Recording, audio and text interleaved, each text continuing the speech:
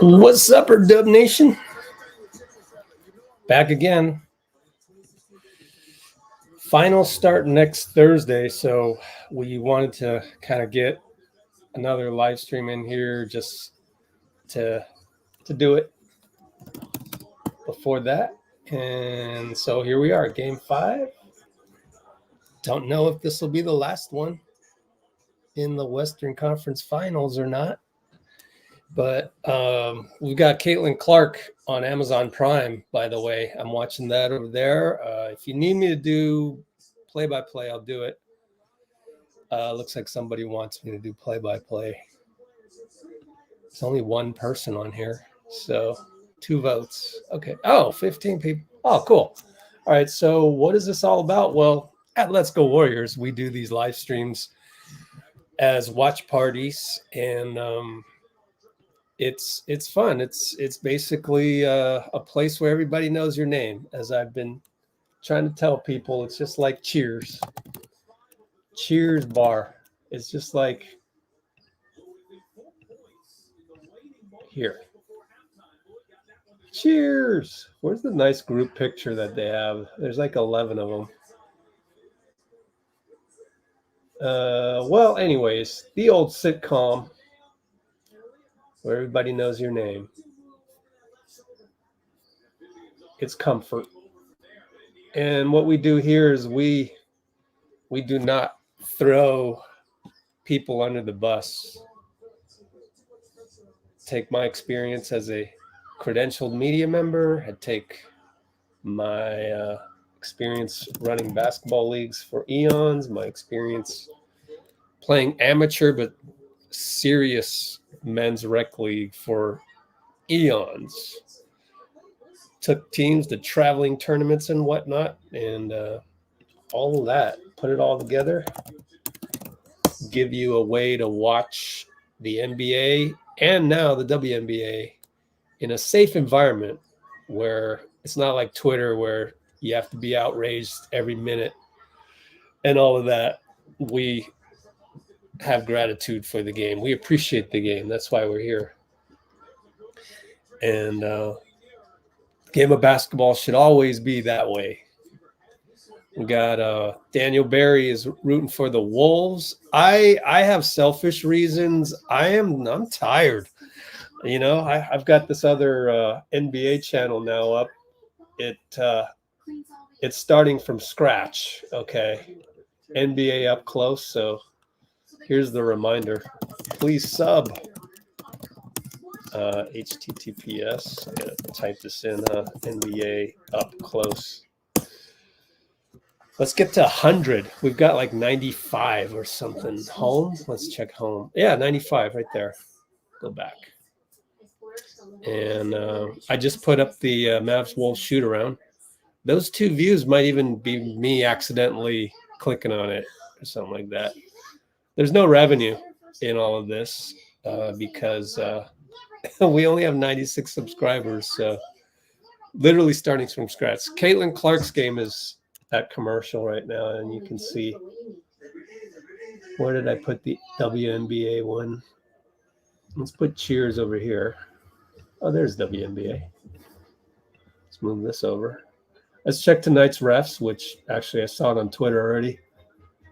Mark Davis, John Goble, Kevin Scott. Mark Davis is good. I don't really like Goble all that much. He's average. And Kevin Scott, I think he's barely qualifies, but for the playoffs. He's run of the mill. Oh, man, these guys, it's basically based on, would you give Draymond a technical on the first encounter? Yes, maybe, no. Mark Davis wouldn't do that. So it's just understanding that a lot of refs in the NBA don't have good rapport. They just don't understand the culture lots of times. And to me, that's problematic. When I ran my basketball league, you made sure you got people who were there, who loved the game, who realized that just because a player yells at a call he doesn't agree with doesn't mean it's personal. And if you have the love for the game, then you'll know that. So that's the thing with Adam Silver. He doesn't know these things. So unfortunately, you got the Keystone Cops usually here. But at least during the finals, they'll get it right. You know, Mark Davis, and then this will whittle down, hopefully, to like Scott Foster, Tony Brothers, James Capers, Mark Davis, Bill Kennedy, Ed Malloy.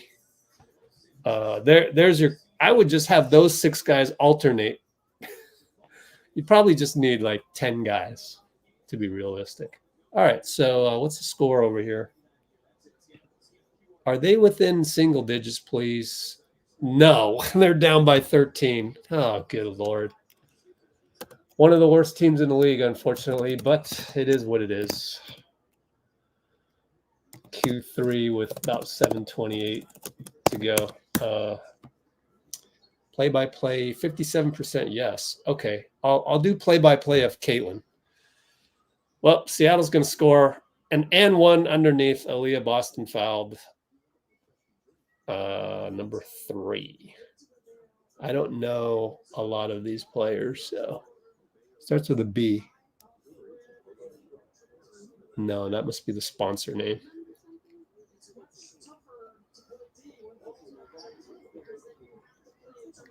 We're now down by 16. Same old story. The last 4 or 5 live streams we've done with Caitlin on it, but she has the ball up top against Skylar. What's up, Skylar? She gets doubled, throws it into Boston, who gets away with a shove, but that created space. Score it.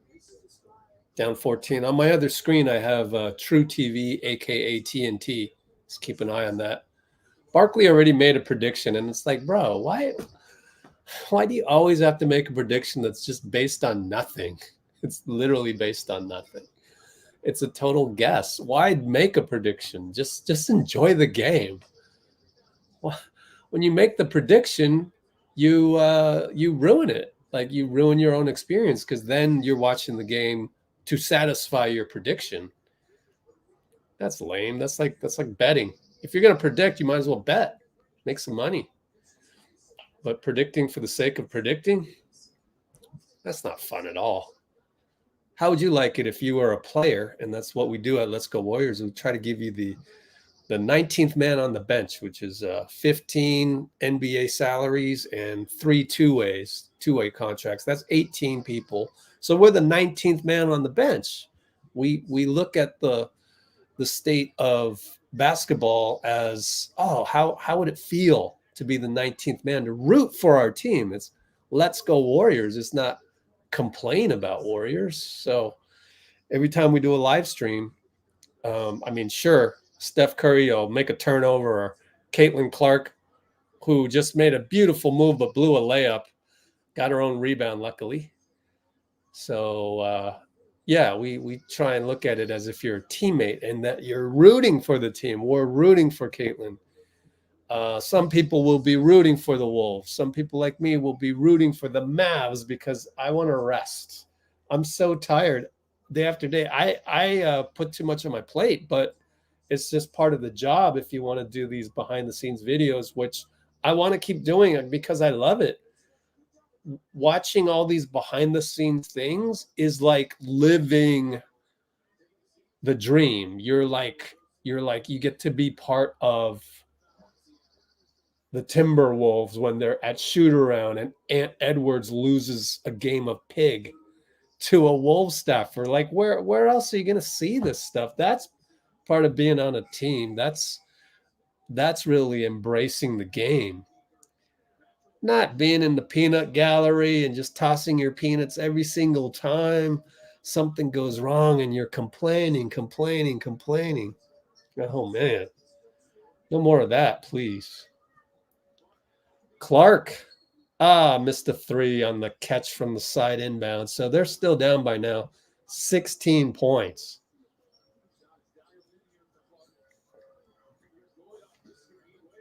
They took Skylar out. Seattle did. Oh, Caitlin with it reminds you of Steph with the touchdown chest pass straight to Mitchell, who was probably their best athlete. And that's kind of the problem is Indiana doesn't have that many athletes. Sorry to say. And you do need athletes, even in the WNBA, even in the nascent periods of this league, relative to Caitlin for three. Man, that's a landing spot foul. That should have been an and one. They didn't call it. You should call that. She's taking her head a little bit too. Like they're down 13 there at home. Just call the and one. Just call it. You want entertainment. That was a beautiful pull-up. Behind the back, one dribble, bam, fire in your face. And on the closeout, got hit in the face. It wasn't a lot, but you got to protect. You got to protect your league franchise player or your league player. Caitlin steps back for three, no good. 2-on-3 for Seattle. And just she's too athletic. I mean, no offense to what's her name? I know her name. Hull. No offense to Lexi. No, that's not Hull. That's Berger or Samuelson. But like, you're not gonna be able to stop one of the Seattle Storm athletes. They're just, and that kind of dovetails into the Warriors. I look at these teams. The Warriors, man, I tell you, man, I've been thinking about this. I'll wait till a timeout because I do want to watch Caitlin play. But yeah, we're talking about athletes and stuff. The Warriors got to get some athletes. They just do. And I'll give you an example straight from my experience. Mitchell. I mean, Mitchell's probably the best player on Indiana right now. Like, if you had to, I mean, obviously Caitlin is a weapon, but like Mitchell's pretty solid, but like she doesn't really have a whole lot of help. And Aaliyah Boston is a good post-up player, but she's not very athletic, actually. Very plodding. Oh, that's Wallace. My bad. Christy Wallace. Pull up two, good.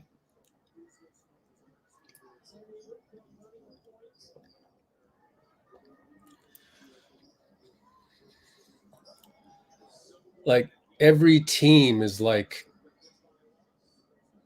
I mean, honestly, don't take this in the wrong way, but every team in the WNBA, like body mass index, like they've got muscle, they've got width, they've got,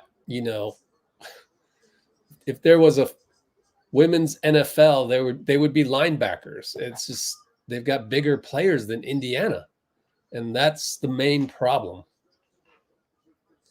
So Indiana can go ahead and get Paige Beckers next season in the draft, probably, but like you're gonna have to get some athletes. You got to get some muscle, and it's not anything else except that the other teams have more muscle, and it's like or length. It's like the Warriors, honestly. You can have all the skill that you want. All the skill that you want. What you really need is you need to get up and down the floor and to be able to stay in front of people and stop them and block them at the rim and so on and so forth.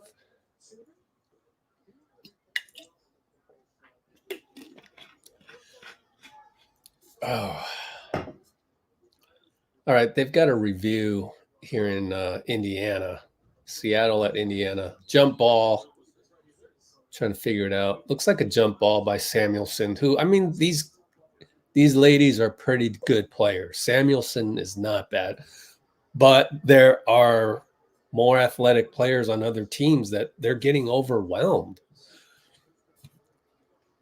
It's tough to watch game after game, honestly. So they may not win a lot of games this year. And the other thing is that I don't know that they really have their whole roster figured out in terms of running certain plays. They don't have it figured out. It's Caitlin's first year there. So I don't know that they're going to win a lot of games. They play, 40 games, 42 maybe, 40 something. And let's look it up. How many regular season games WNBA? Oops. 2022. 40 regular season games. They're currently 1-7, I think it is. It's not pretty. 1-7, 125 mark. 40 times 0.125 is 5 games. You know, they might only win like 10 games. Let's say they're not gonna just win 5. They'll figure it out at some point. Win a couple games, but like, I don't know. Are they gonna win 10 games? It scares me. Of course, I need to see the whole league as well. Now there's a technical on Coach Sides, Christy Sides. She's livid about something. Her assistant is trying to hold her back. It's frustrating. I know the feeling. You're always down 19, 15, 19, 20. Skylar missed the free throw. Lefty. Love watching Skylar as well. Yeah, they fouled Caitlin on the last one, and then the ref ran up to that. The male ref has been the worst. Didn't call the and one on the 3 and didn't call the foul there. I mean, even when I was running my men's league, actually we had a couple women in there, so I don't want to say men's league. That's just a figure of speech. But my rec league in the Bay Area, at one point, you know, I would watch these games, and there would be a new ref that comes in, and I'd have a senior ref with them, and it'd be like regular season games. For playoffs, you definitely want 2 senior refs. Could only afford 2 refs at the time, and what I told them is like, look, this team is down 20, down 15. If it's a 50-50 call, just give it to the team that's behind. I mean, you want entertainment. Like, it's a 50-50 call. No one's gonna argue if you know it could go either way. Just make the call. Everybody wants a closer game. What? We're here to watch a blowout. I mean, that's the thing about refereeing, which Tim Donaghy got in trouble for, because he attached that to gambling. He monetized that, and that's terribly unethical. But in terms of the spirit of the game, one team is down 15 or 20 and it's a 50-50 call, just give it to the team that needs it. I mean, we're not here to watch blowouts, whether it's paid for by networks and sponsors or what. Speaking of which, Amazon Prime, one problem, you can't rewind. I just noticed that. That sucks. I don't know what I'm going to do once we get the Valkyries. We got to root for no Amazon Prime, but we're in trouble here. We're in trouble. And Bruce, fair warning. I'm not sure we will be able to rewind an Amazon Prime live stream when they sign their new NBA deal coming up. And that's an oh my God. That's an oh my God emoji. That's horrible. That's going to really make it hard for me. I'm going to have to clear out my hard drive every single game. Man, I'm worried about that. Honestly, I just figured this out. Anyways, I am going on and on. Caitlin, again, didn't get a foul call, but Seattle goes 94 feet. Skylar missed, but they got the putback. It's fun watching Skylar run around. She's always the smallest. She's just got a lot of heart. Finally, a foul call. Oh, boy. So that's where we're at. Meanwhile, in Minneapolis, they are still doing layup lines. Clark to me is the best player. Yeah. But it's like, oh, we need a bucket on this play. It's like Mitchell can bulldoze through some defenses, whereas Caitlin is a normal human being sized. Mitchell is built like a female linebacker, built like a linebacker. But anyways, but yeah, it's like Indiana doesn't have a way to get Caitlin open shots. That's the problem right now, and I don't know if Coach Sides is going to survive this. Sadly,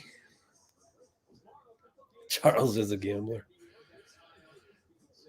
Yeah, she has no creativity. All she needs to do is steal some shit from Steve Kerr, and yet they do need another spacer out there because you can't straight steal it. You can't do that.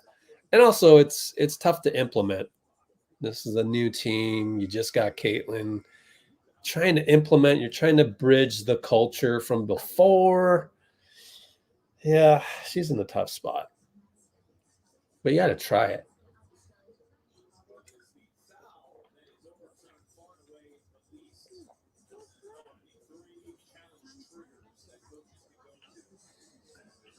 What's going on here? Are they looking for they're reviewing if number 13 pushed whoever's going to the line right now. Yeah, hopefully they fix that by October. Exactly. Get some semblance, at least try. I don't know. Let's see. That should not be a flagrant. I mean, that's a Wednesday at the rec league. I mean, what are they looking at? They're looking at who it went out of bounds. Credit Colin Sexton. Oh, for the head coach of Seattle. Okay, I'm reading the. I just leave the captions on, so I don't miss anything.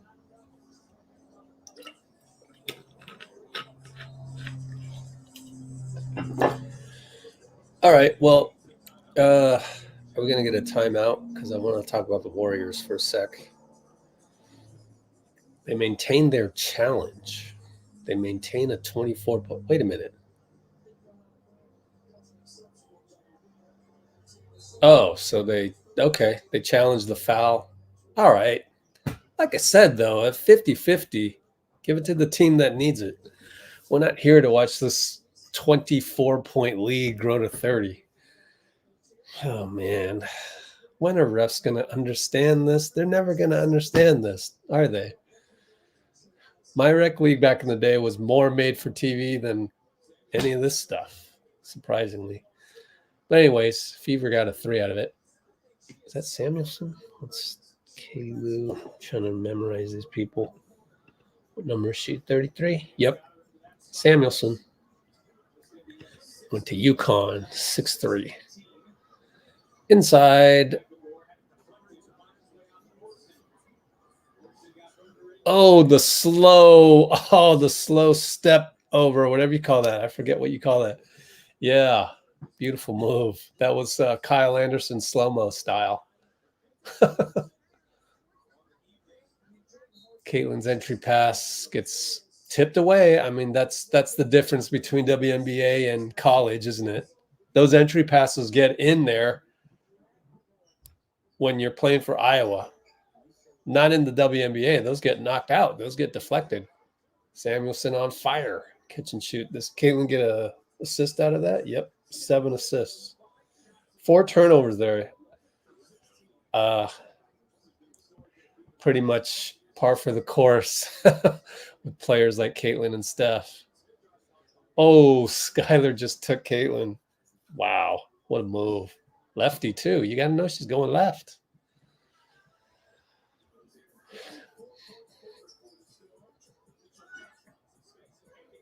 So Skylar's got to be what, 5'8"?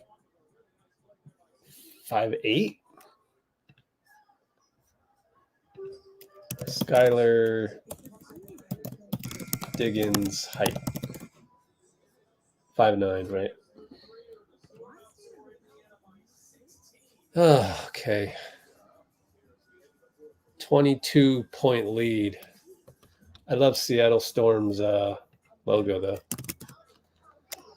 22-point lead was 71? No, 81. 81-59.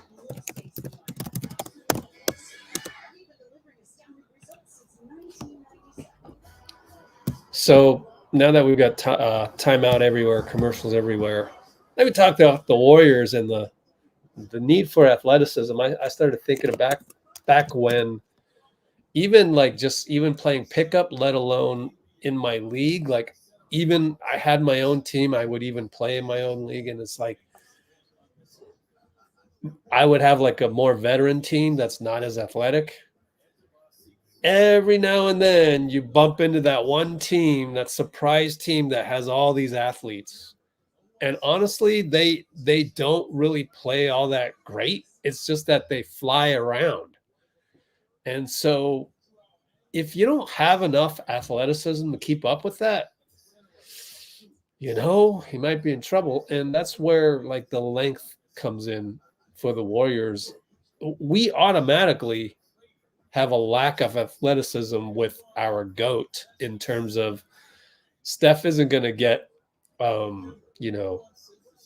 that many offensive rebounds.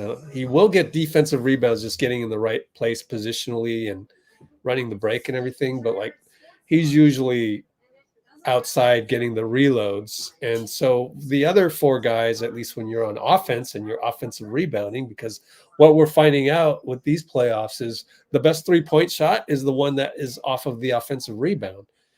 And I know that we're a good rebounding team. I had Dean look it up. I think Dean found out that we were like 12th in offensive rebounding or something like that. I forget. But we're pretty middle of the road in terms of, you could just see it with the eye test. How many times did we get, an offensive rebound like 3 in a row and, reload, miss, rebound, reload. I mean, Brandon's good too. He can get rebounds. It's just that we gotta find a couple athletes. It only takes one or two more. And like super athletes. I'm talking super duper athletic. Like in my rec league, it was like guys who get down the floor like that. And those are young guys. Those are guys that don't know anything any better. They just love the game, so they just run. They don't know anything else. You got to get a couple of those guys. It only takes maybe just one guy to change the makeup of it a little bit. But I'm going to be very disappointed if we don't get an athlete. We got to get an athlete. And there are some guys that we can get with 52. Well, they picked on Caitlin on the ATO. Skylar, another assist. Oh, man. 8 assists. 7 for 13. Wow.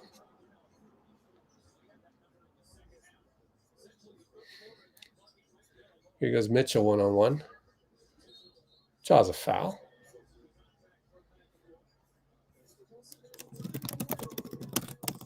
All right, we just started in Minnesota, so I'll do the play-by-play for that since Caitlin's a blowout, unfortunately.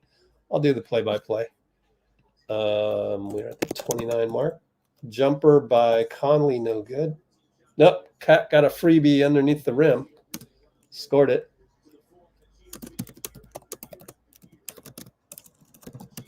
Tipped off at the 29 mark. Tried to get Luka backdoor, didn't work, but he's got Conley in the post and Gobert goaltending. Of course, Luka complained.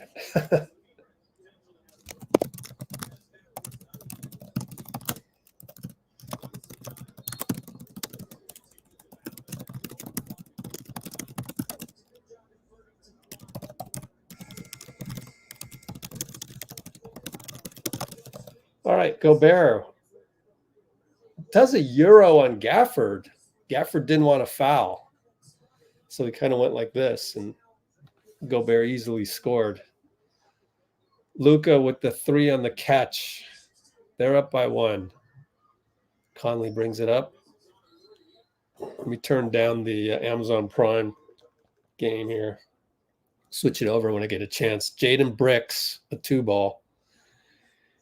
And here comes Kyrie. Blocked by Jaden, but Gafford's there for the tough offensive rebound against Rudy. 7-4 Dallas. 10:31, 10:30, 10:29. My stream will get slower once I hit the commercial. Derek Jones got hit in the family jewels, and Ant gets a putback under the rim as a result. They were basically 5-on-4. Dallas still up by 1. High screen, Luka Gafford. Luka's going to fire. Oh, it's a splash, and not good body language by Ant Edwards. You don't like to see that. Like, guy makes a splash, so what? Move on. Act like it doesn't bother you. Jaden throws the ball away. A nice little move, but he just not a good pass to Gobert. Went out of bounds. Not sure if he was thinking about Gobert being closer to the bucket. Turnover, Dallas. Conley inside the cat. Oh, he blew a layup. Gafford tapped the ball to Luka, although Luka will get that rebound. He's got Jaden on him. Oh, man, the hesitation jumper. Just so smooth. 12-6, Mavs. 9:20 to go. Ant fakes a 3. Kicks it to Cat. Fires away, no good. Kyrie got the rebound. Luka brings it up. Back to Kyrie. Kicks it to PJ. He's open, and he goes right by Rudy and draws a foul on Jaden. Let's look at the box score as I see Dean in the green room. Hang on, Dean. Got free throws coming up. Dean Chambers. What's up, Rich? Hey. What a start for Luka today, man. Yeah, that's nice. I wonder how many points. He's got 10 points. There we go. Just saw that right now. 10 out of 12. And 1 foul. Yeah, 10 points. Derek Lively checks in at 9:05. Interesting how soon he came in. Was he dealing with a concussion? No, it was never diagnosed as a concussion. It was a sprained neck. I know, but it looked like they ran a concussion test. He passed it, so you have to trust it. I hope so, man, because that's one area where I don't care. Like playing through injuries, sure, broken finger, Kobe, all that. I'm pretty sure the NBPA and NBA has a pretty high standard for that. I would very much hope so, because that's not something you mess with, I'm going to say they do. So, yeah. Tap in Cat. Good hustle by Cat. Ant's got to want the ball a little bit here, I think. I mean, they're playing okay, but I think he has to be aggressive today. Foul on Jaden, I think, on the screen by Lively. Let's check it. That's a ticky-tack one, or that's a cheap one that he just got. Yeah. And he doesn't like it. And you know what? I kind of agree. Like, I don't know. Yeah, it's conference finals. Exactly. Finals. But it is the first quarter. So yeah, fair. Luka down the lane. He is on point tonight, man. He's feeling it. 12 points. 5 for 5. 2 for 2 on threes. Conley and Luka up top. Gobert. Now it's Luka. Gobert in the post.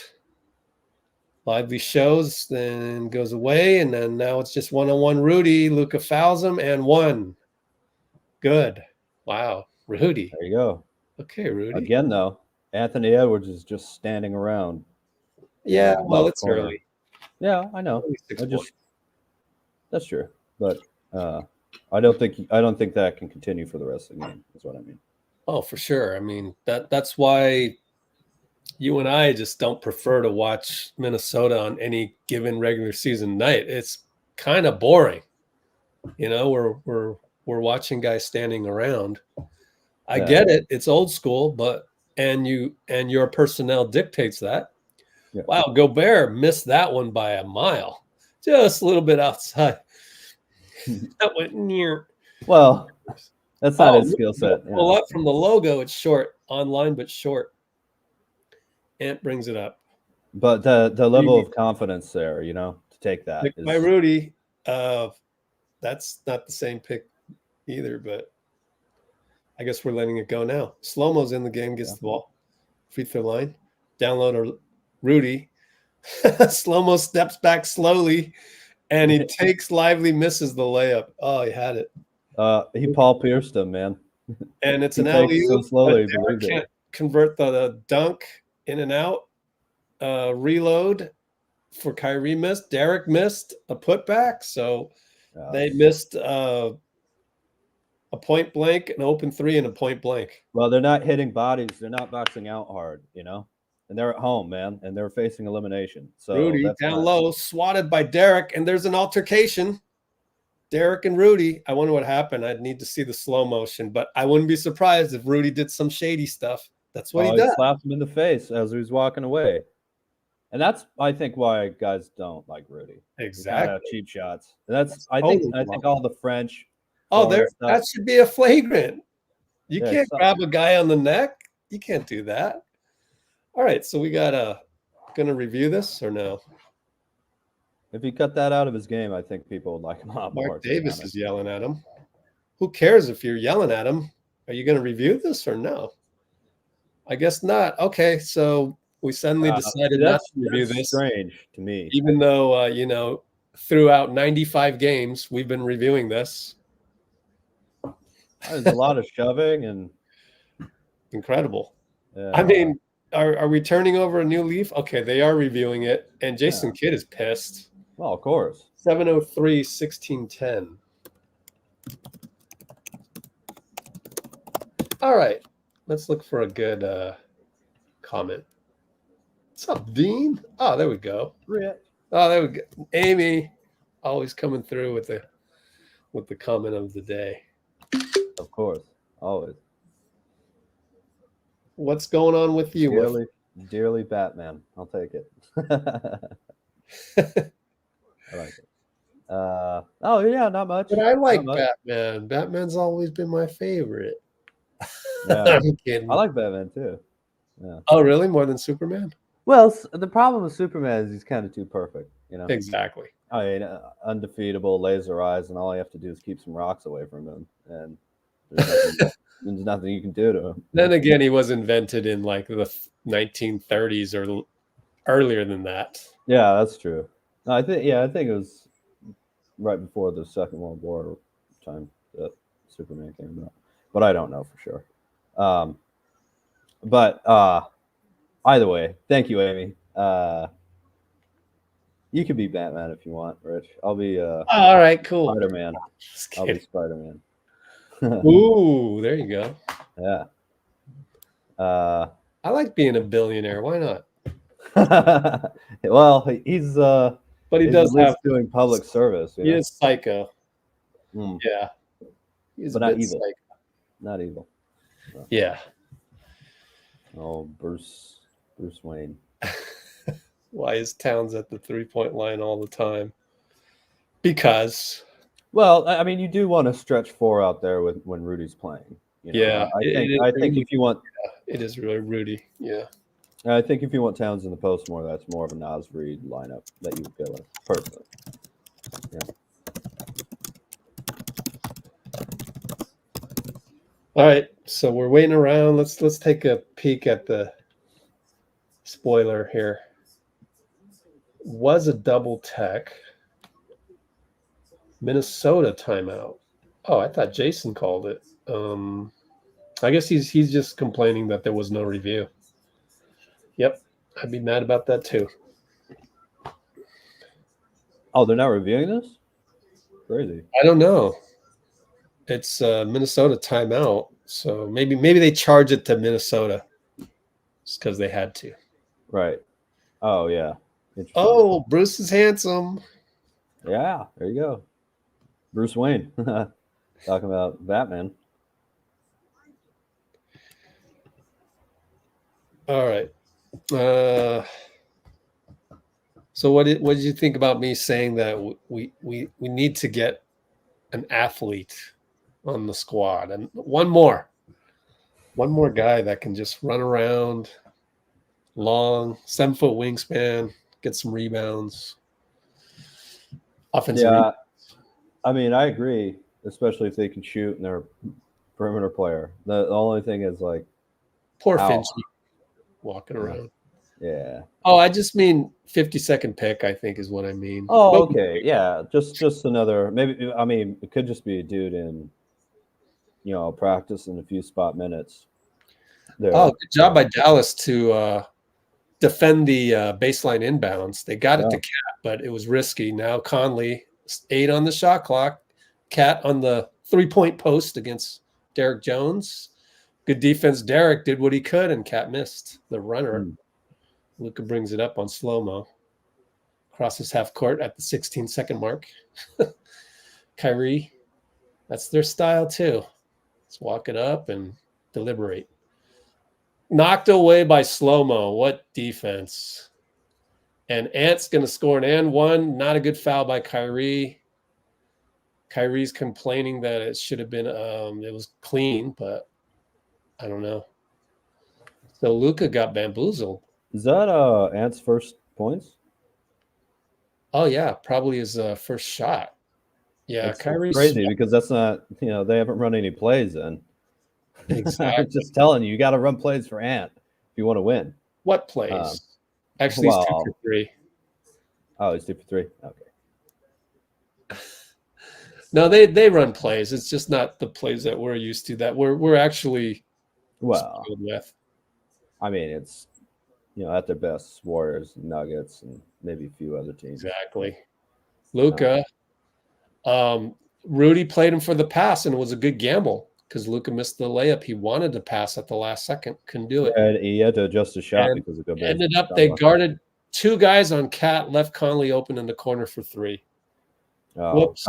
Conley's super consistent. He's going to hit those open transition shots. defense, and Kyrie's going to fire back. Nice little jumper at the elbow. Pull up in transition. Michael Jordan style from back in the day, Kobe style.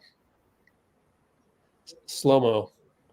Inside, Rudy probably traveled, got away with it, and scores an and one again. Wow. I think Luka knocked the ball out of his hands. That's why they didn't call the travel. Don't you have to let go of the ball? I can't tell. Yeah, he didn't. So I don't know. Or I mean, I guess a foul would overrule a travel, but here's another. I'm not sure. Get this. It looked okay, actually, to me. Just regular speed. Good physicality by Rudy. Is Rudy their leading scorer? Yeah, 7 points. Yeah. Kyrie Nice. moving around, gets to Luka. Now it's 1-on-1. And we'll slow roll this again. Luka slow-mo gets the Euro on Rudy, lifts it up to Lively for a dunk. There you go. He's so good at making it possible to tell if it's a shot or a pass. I know. Which is Yeah. incredible. It is incredible. One of a kind type. Mm. Conley over to Rudy. Over to Cat. He's going to attack Josh Green. That looked like a travel, but I guess he still has his dribble. And here comes Ant into the paint. Rudy, jump hook, no good. Lively rebound. Good matchup. Rudy and Lively. Yeah. Kyrie goes 94 feet, attacked by Rudy, and he couldn't do it. Good job by Gobert. Yep. Conley, 3 corner, no good in transition. Can do it. Luka outlet to Josh. Oh, he's got PJ. Oh, yep. Got him. Beautiful bounce pass. Took advantage of it. Beat Rudy down there. Bounce passes work, man. Yeah. These guys would use it more often. Great pass. Yes. By the youngster. Perfectly thrown. Conley gets a pick, and he goes down the lane. Use opposite hand. No, it trickles off. Gobert can't handle it. Josh, what a hustle. Tip it out to Kyrie. Yeah, that's where you give that dude the ball for that hustle. Roll. But, you know. It's Lively. Step back on slow-mo. Splash or swish. Splashes are reserved for threes. Yeah, swish. Dallas up 6. 4 minutes. Slams, swishes, and splashes. Slow-mo. Luka on the left hash mark. Download a cat PJ. 1-on-1. Lively's there, and PJ one too many slaps. Gets called for one. Side out. But that's what I'm really impressed by Washington for the most part. Yeah. I think he's been playing really well for a dude who doesn't have much playoff experience. Yeah. Certainly not at this level. I saw a trainer video that somebody posted, and you could tell he was really working on it even before he got to college. Pretty interesting to see. Anyways, Ant attacks, hangs, and can't get the bucket, hits the rim. Here comes Hardy. Attacks Naz Reid. Over to PJ. PJ throws it away. Too much razzle-dazzle there. He had a push shot, just decided to pass. Naz can't hit. Rudy manhandles Gafford. Gafford tried to foul him, and Rudy missed it. So, yeah, I think that's fair. No call, no call. Luka. It's the conference finals for you. Slow-mo. Yeah, that's what we like to see. Yeah, it's playoffs, Luka man. from the logo. Oh, my goodness. Splash. Wardell. Uh-oh. Up nut. Has he missed yet? 8 for 10. These are Wardell numbers in the first quarter. Jeez. 4 for 5 from 3. And picked by Rudy. Josh works. Gets back. So Rudy's got a step. Kicks it. Double kick. Slow-mo with the slowness. Back to Nikhil. Hesitated. Nikhil missed it. Slow-mo so slow on that release. That's the one thing. No, again, he wasn't confident. Didn't shoot it immediately. Oh, threes, line drive 3, stares at the crowd. You know, most of the time, I would rather have Luka shoot than pass. But he's hot right now. You might want to double team him. Hot right now. Like, there's hardly any pressure on these shots, too. They're great shots, but I mean, Luka, man, somebody's got to get out there. Yeah. This was an 18-18 game a minute ago, wasn't it? Wow. Was it 12-0? I think so. Yeah.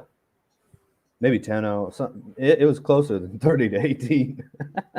Yeah, you just said 16-10, 30-18. Yeah, crazy.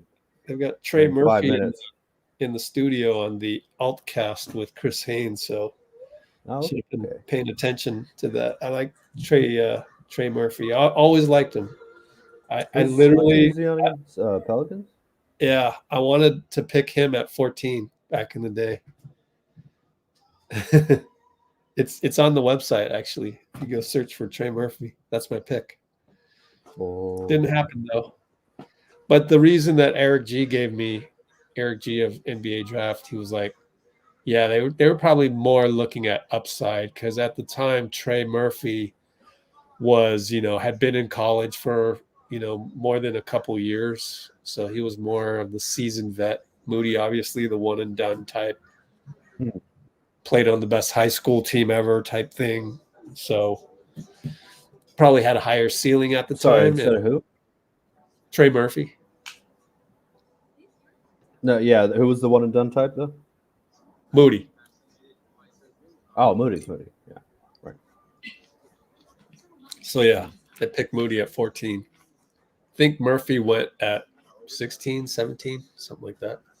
New Orleans has been pretty good at drafting, got to be honest, and roster development. Yeah. Herb Jones is one that sticks out. I mean, of course, you're going to pick Zion that year at number 1, but yeah. Herb Jones and Trey Murphy, those are some really good. Jose Alvarado. Yep. Really good. Love Herb Jones, his defense, his effort, and everything like that. Oh, yeah. Trey Murphy. All defense. Oh. They had Jose Alvarado on the True TV the last game or 2 games ago. Jose Alvarado, he's nice too. Good guy. Why is Chris Haynes getting all these Pelicans? That's interesting. Wonder if they have the same agent. Could look it up. Real GM. Let's figure out Chris Haynes' secret. Trey Murphy. If you ever want to find the agents, just go to Real GM. I think Agent Sean Kennedy. So then you can click on the agent, which is crazy. What a database. Yeah. It's something people don't talk about enough either, I think. Yeah. Who's Oh, yeah. got Sean agent? Livingston, Hey, there you go. Ricky Rubio. Wow. These guys you've never heard of. Sean Kennedy, Excel. We've heard of Excel. Michael Carter Williams, who just went viral talking about the Jimmy Butler, Fred Hoiberg incident. Yeah. About that? No, I mean. Oh, Trey Murphy. Wait, no. Wait, we're looking for Jose. No. All right. Chris Haynes got contacts left and right. Wow. Yeah. RealGM.com, Jose Alvarado. Okay. Keep an ear on Trey Murphy here. Cat up top with Maxi Kleba. And Ant gets a switch and he airballs a jumper. Wow. Went off of Gafford, though. What?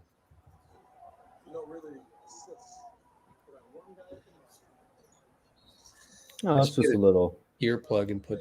All right, Cat Kleber lets him go baseline. Gafford's there. Kick it. Nas attacks, loses the ball. Good hands by Josh Green. I think he got a reach in there to mess up his dribbles. It's a jump ball. This should be interesting. Nas and Gafford. Yeah, with 2.1 on the clock, looks like. Yeah. Gafford should win this, right? He's got longer reach. I think Nas's wingspan's pretty long. Nas is crazy tall, though. Yeah. Look at that. Man, where did they find this guy? This is great. But I remember they had Rich Paul on like 3 games ago, and they were saying I think he represents Nas. I'm not sure, but he knew about Nas. Said he had a tough season in college or something like that.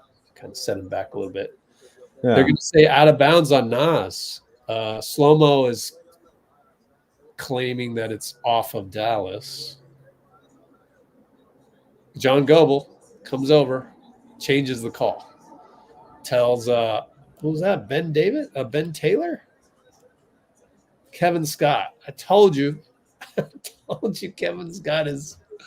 I wouldn't have him on no playoff roster, but oh well. We move on. Slow-mo. Got 1 second. Shoot it, Ant. Nope, too late. And he made it, but doesn't count. He forgot. Did he forget? Why is there a hesitation? Well, it's good defense by Hardy. And you do have a little bit of time to put it up. You got to know. But he messed up. Turnover. It was just just about a half second too late. And Hardy crosses over Cat twice, but loses the ball. Whoops. Nikhil will get the steal, and then Ant throws it away. Wow, Luka steal. Back to Luka from Hardy. 3 ball, no good. He finally missed 1. 4 for 6. Okay, he's missed 2. Slow-mo. Can't dribble past Luka. Good gamble by Luka. He read him. But now ball's flying all over the place. And Josh Green back to Gafford. Foul by Nas. Risky play by Josh Green, but he got the ball to Gafford on the look away, bounce pass behind him. And it's crazy to me that Dallas is coming in here with so much more intensity, it feels like. Yeah, so much for Barkley's prediction. Like, what did he say? I will be shocked if Minnesota doesn't win and they will blow them out. Okay. Absolutely. Well, I guess it's always the next 3 quarters, but right now it doesn't seem like that, does it? Stop paying them this much to make predictions. Like, they don't even come true ever. Well, they're paying him that much to be funny, really. Yeah, exactly. But it's not really the prediction. It was the reasons he gave. It's actually kind of laughing at the broom and the sticky notes and whatever they do. Yeah, it's horrible. All right. Guess he missed a free throw because they're only up 13. Ant gets Kleber on him on a switch. Good job by slow-mo to create the switch. Dances around. Gafford's there, reaches in. It's going to be a foul. I couldn't resist. Gafford immediately puts his hands up, says, "Yeah, I know. My bad." Yeah. You're the rim protector 5 and you're reaching in. Yeah, we would be all over that if he was a Warrior and we were watching the Warriors. He's got a hand behind his back too. Yeah. Oh yeah. Sorry, coach. Just remind himself. But Ant hard though, misses. because it's just instinctual. It has to be. Otherwise, you react too slowly. Ant's free throw was a brick. I mean, that was way too hard. Maybe he's got too much energy right now. Well, Draymond suggested that he looks sick. And right. Something's wrong. To that. Well, I think you and I would argue back is that they just don't have a creative offense. So, I mean, here you're about to make a move against guys that are expecting you to make a move. I mean, I've seen this a million times in pickup and league games. It's like when you're freelancing like that. And look at that. Luka with the no look to Gafford again, dunk. That was what, off the backboard? Crazy. I think it was off the backboard. I had to wait and see. It was like, I'm glad you mentioned it. Oh, Nas down the lane, blocked by Gafford. Kleber rebound. And Luka's going to slow play it because we got 15 seconds. Oh, man, it's just the style that they have is frustrating for people that have to go through it, including us Warriors fans. Kyrie attacks, puts his body in front of Nas. I mean, clip that. If you're 6 feet and you want to play basketball, you clip that and you just copy Kyrie, how he finished that. Well, we gotta. Beautiful. Anyways, he and Steph are also incredible for little guys at holding on to the ball with both hands until the very final moment. So you don't know which hand they're gonna, and obviously they're completely adept at finishing with either hand. And I just think Steph and Kyrie and Tony Parker, those little guys who weren't super athletic. I guess Isaiah Thomas, guys like that. Their ability to finish around the hoop is, talk about the jump shooting and everything, but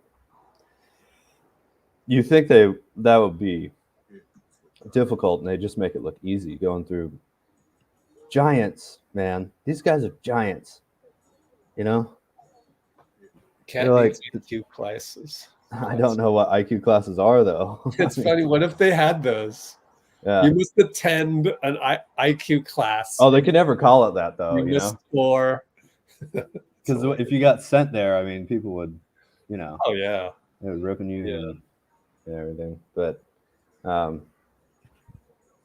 I think it maybe simplifying the offense is kind of a suggestion that. Whoops. Well, like I get that. It's too simple. It's like literally a scale of 1 to 10. How much creativity does the Timberwolves offense appear to have? It's just 2. It's built around their players' best,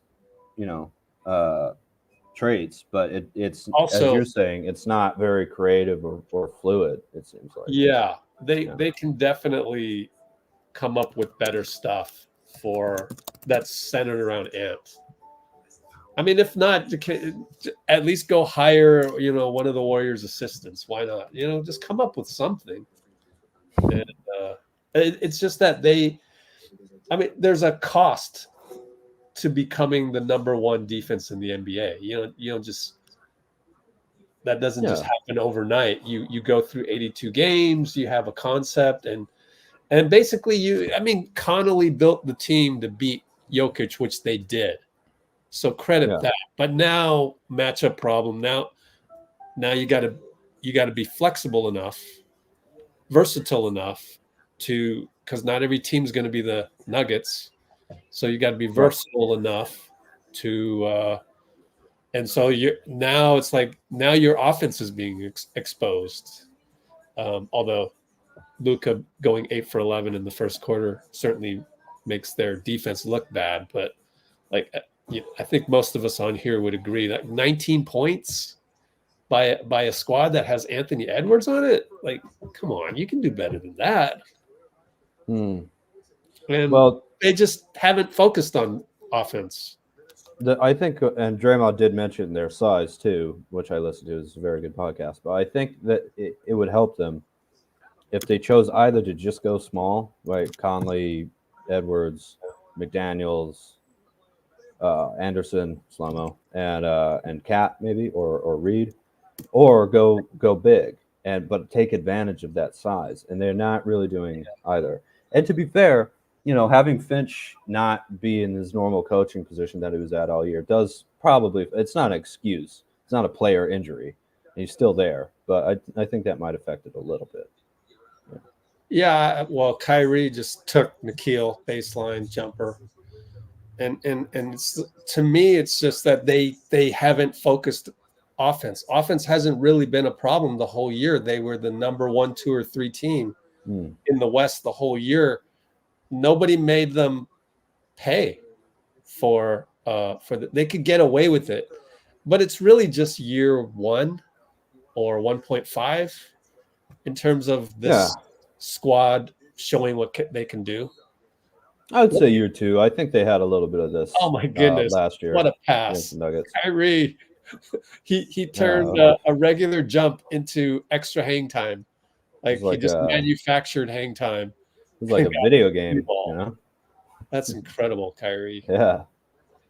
Conley. Oh, great defense. Lively. He scores on Lively, and he wanted a foul. Didn't get it. Down 19. Old Mountain Mike. Josh Green goes down the lane. Look at that. Young buck. They have doubled up the Wolves, 42-21. Wow. On their own court. Yeah. Elimination game. It's crazy. I mean, look, if you win this game and it's 3-2, it's going to be hard to win in Dallas. Conley misses a 3, but Nas taps it back to Conley, and he gets a late foul call on the drive. Conley to the line. I'm going to try and listen to Trey Murphy and those guys. See what they're talking about, because it's always good. I want to read this tweet that I saw that might explain why Luka has. Here we go.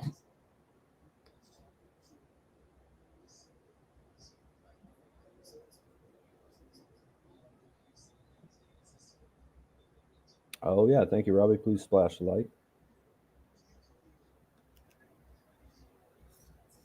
Uh-oh. We just got a report from Ben Golliver, my guy Ben Golliver. Excellent reporter.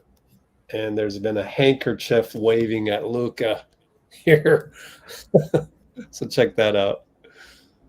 Handkerchief?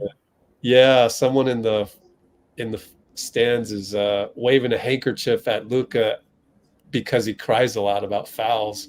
The only problem, Luka's 8 for 11 or 8 for 10 that quarter. Right. The other problem is that looks like a sign of surrender. Right? Waving a handkerchief. Kyrie in the post. Kyrie focused in this one. Yep. He's doing a lot. Bomani just said, what if Kyrie wins Finals MVP? They're going to burn down. Against Boston? Oh, my God. I know. Oh, God.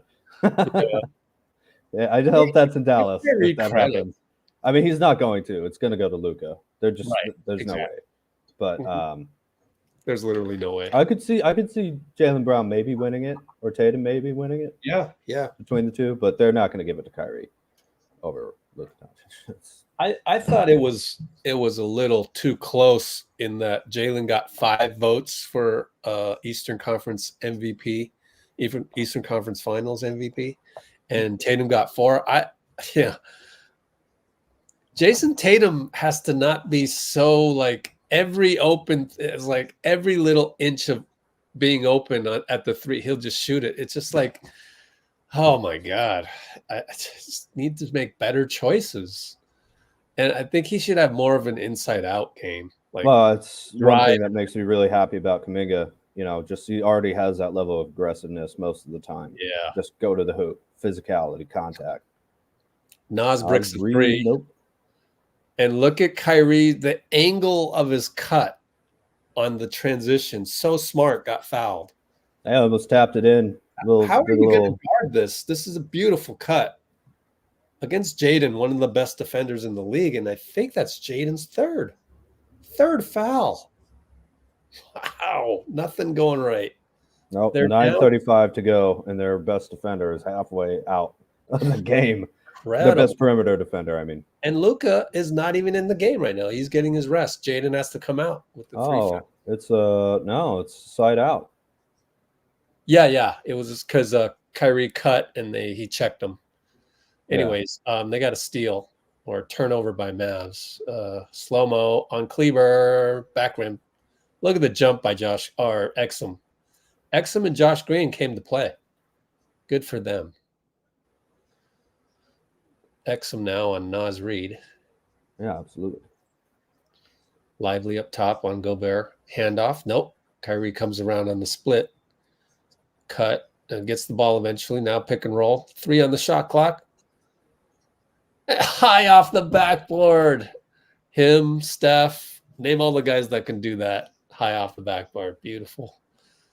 Ant makes I'd like to see Ant try. Ant for 3, finally. Is it too late? They're down 20. Lively handoff. Back to Lively from Kyrie. Extra pass. Lively's so good at that. And Kleber travels on the cut.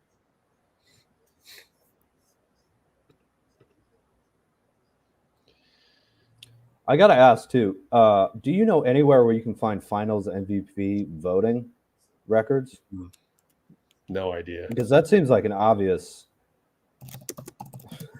thing to record. And I can't really find it anywhere. I can find certain, things, like how many Iguodala, LeBron, and Curry got in 2015. I don't think Curry got any votes, by the way. He didn't get any. Crazy. I could try looking at a timeout. Oh, I just think it'd be cool to find some. Yeah, attacks and scores. Okay, Cat, left-handed. Luka, picked by Lively, way up there. Again, you like to see slow-mo. See, I like slow-mo. I like slow-mo too. Luka, just deliberate. I mean, he can go down to first gear and just shoot the little. Oh my goodness, he's got it. They're putting no physical pressure on him. What a great move by Ant. Kicks it to Conley, who passes up the corner 3, up top, slow-mo. Cat loses the ball, got it back, attacks and scores. There's what's the hesitation with Conley and Anderson and guys like that when they're open? Just shoot it, Lively. Oh, almost got an and one. Got swiped by Conley. Well, here's the thing: the Timberwolves are not playing like they deserve to go to the finals. So. Well, the last change, but Ali and Luka. Why go away from what worked? Wasn't Ant guarding Luka last game? And then I see, maybe I wasn't paying attention, but every time I looked, it was Jaden McDaniels on Luka or slow-mo. Yeah, and why go away from that? It could be that it's gassing Ant out too much by the end of the game. That's probably it. So, but you're down 18. 18 isn't unable to be overcome. Yeah. No, you got to reach that level. Jordan had to do that. Yeah. Oh, there's video of Jordan in the Last Dance on treadmill. It's like full speed for an hour. It's just crazy stuff like that. That is literally Ant's weakness right now. That is. And again, he might be sick or something. Good weakness. Oh, right. Yeah, he might be. Yep. as Draymond was saying, and I think he probably might know something a little bit more than he's saying to suggest that. Maybe not, The average, yeah.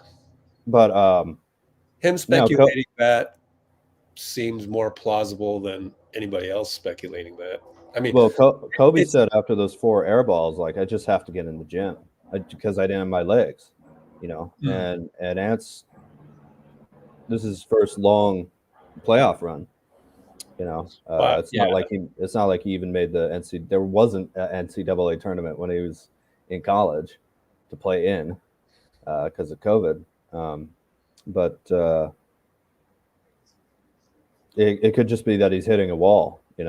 yeah. Um, I mean, I get the excitement about all the certain moves, Jordan-esque and things like that. But if you're really going to be Jordan-esque, then this summer you're going to work on that so that this doesn't happen again. Even if you are sick, regardless. It was the flu game.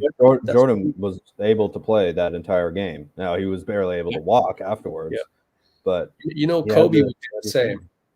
Oh yeah. I mean, those are comparisons that obviously he's not at that level. But I think he'll get there. He's that kind of person. I just don't think he's there this year. 22. Yeah. He's got time. Mm-hmm. Derek Jones finds himself open. 3-ball, no good. Gafford got a rebound. They don't have Rudy in there. Luka now. It's got slow-mo on him, which is so ironic. And then fade away, one leg, no good. Finally missed perfect match. Of course, Luka complains, looks at Mark Davis, and then kind of shakes it off. So now he's arguing again. Oh, Boston's not gonna like that attitude. Yeah, Ant just missed again in the paint. What is Ant's numbers? Well, I like the aggression here. He just has to try and do something, Derek Jones attacks, missed it. Conley, they got 5-on-4 if they want it. Slow-mo, left side, slowly gets it to Nas. And Nas dribbled and wasn't paying attention, and then Derek Jones can't hold on to it. So now kick it to Ant. 3-ball, no good. Oh, wow. Oh, Kyrie just knocked slow-mo on the ground on a screen. It ends up with Luka to Derek for 3 in the corner. 52-30. Slow-mo flopped on that, I think. Probably, yeah. I mean, good flop, Yeah. Makes sense. Smart. I don't think Kyrie hit him that hard. Hill doubled over to Cat Beaston. Good job, Cat. Wants a foul. Could have been one, but I like to see this Cat because he has it in him. He was doing this in the World Cup. Dominican Republic, just taking the ball to the hoop every single time. Yeah. Of course. They are playing a lot of stand around offense, man. Easier to be more confident against World Cup competition than it is, a finals caliber team. Yeah, no doubt. They're showing the replay. Kyrie's like, come on, he flopped. It's funny. That's a good no call. Just don't call anything unless it's obvious. It's not that hard. 52-34. Well, I would have reviewed that first play, but that's just for certain players, I suppose. Kitten. Well, Kitten's not playing like Kitten. Hey, it's Anthony in Britain. They don't say Anthony. What did they say? Anthony. Oh, yeah. Yeah. I believe that. Anthony Edwards. Well, I want to ask you something, Rich. I felt that. Yeah. Sorry, go ahead. No, I was just saying, Robbie, what's up? Oh, yeah. What's up, Robbie? Pinky. And Pinky. Oh, let's screenshot this. Ready to smile, Dean? And then you can ask your question. All right. Smile. All right. Absolutely. I thought I thought for a long time. Hey. I thought for a long time that, again, I don't like talking about IQs, because these are really talented guys. But basketball-wise, compared to their peers, I thought the Bucks for a long time had a fairly low basketball IQ compared to other competitive teams. And I'm kind of seeing a bit of Bucks stuff out there where it's just a lot of moments where you go, why did you do that? Like all the talent in the world. Actually, really, carry really, on. Let me use restroom break. Carry on. Yeah. I'll hear you. For sure. Really, Rich is gonna go think about it. Really, really talented teams, but just not. Oh wow, really? Crazy. I'll get to that in a second, Bruce. Really talented teams, both of them, but just so many moments compared to any other contender that I can think of where even their star players would be involved in just like, what are you doing? And both of them won a lot of regular season games. So obviously it was working in the regular season, but just playoff wise, maybe it was a lack of readjustment, not just adjustments to the other teams, but like, hey, in the playoffs, maybe Giannis should play like 40 minutes, not keep him to his 30-minute, standard, and or whatever, and I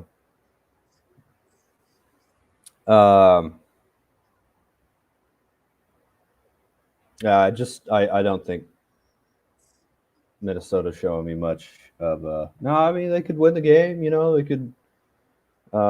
They could gain momentum and get a big road win, as we know they're able to do in Game 6, and go back home to Minnesota in Game 7. But they're just not showing like what it takes right now to make the finals. And it's tough knocking off the defending champs at home in Game 7. When they had just won 3 in a row. Denver had, but yeah, it's a little frustrating. Just like, it's your turn now. Okay, now it's your turn. It's like you guys can. They can copy other teams with the kind of personnel that they have. See, we're back here. Anderson has the ball, throws it into Cat, down the lane, athletic layup. It's good. No call. Irving into Doncic, who slowly slows down at the half-court line against slow-mo. Here comes a screen, and they're not doubling Doncic. They switched him. No, there was a foul on this screen. Gafford, I think. Fouled Anderson with an illegal screen, which I don't know about that. It looked like he was stable when he hit him. Finch doesn't. Finch is calling out a play here from behind the bench, and it'll be a inbound into slow-mo. Sends it over to Cat, who's again posting up at the 3-point line. Drives down the lane, right hand layup. Nope. Doncic with the rebound, pushes up court. It's fouled by Anderson. All right, I'll pick it up. Thanks for that. Had to tweet out our link and actually forgot to do it on Instagram, so I got to do that next time out. But you did it on the shitter, did you? Yeah, exactly. Slow-mo fouls Lively on the show when Luka was doubled. So that kind of, you got him. You got to call that. You're entangling arms there. But part of that probably slow-mo frustrated by the fact that they're in the penalty. And I don't know, is he yelling at a teammate about something? Maybe Cat. I wonder. Let me rewind on my laptop just to see that play develop.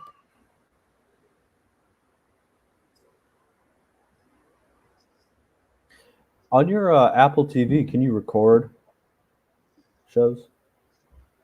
Like on a DVR? Apple TV? No, YouTube TV. Sorry, Amazon Prime. Oh, supposedly. But okay, because you were talking about not being able to rewind. Yeah. I wonder, maybe you could DVR it. Yeah, that might allow you to do that. Can't do it on the spot. Oh yeah. Yeah, that's bad. I mean, we don't want to do tape delay Valkyrie games, so why would you not have that on there? I know. Whatever. That's worrisome, but we'll see. I mean, I could just leave it on record on my laptop and just pick spots. But yeah, a lot of deleting. A lot of work though. It's a lot of work. Yeah. Yeah. PJ 3-ball corner assist. Kyrie, how many assists? 2 assists. Feels like more. Hmm. In fact, Lively, no. Yeah, 3. They don't have a lot of assists because Luka was so hot that first quarter. And they get another steal, and it's Kyrie drives, gets the ball knocked away. Luka really read that well. Still up 20. Oh, man. Yeah, look at all those moves by Kyrie, just left and right. That's got to be a pain to cover Naz Reid.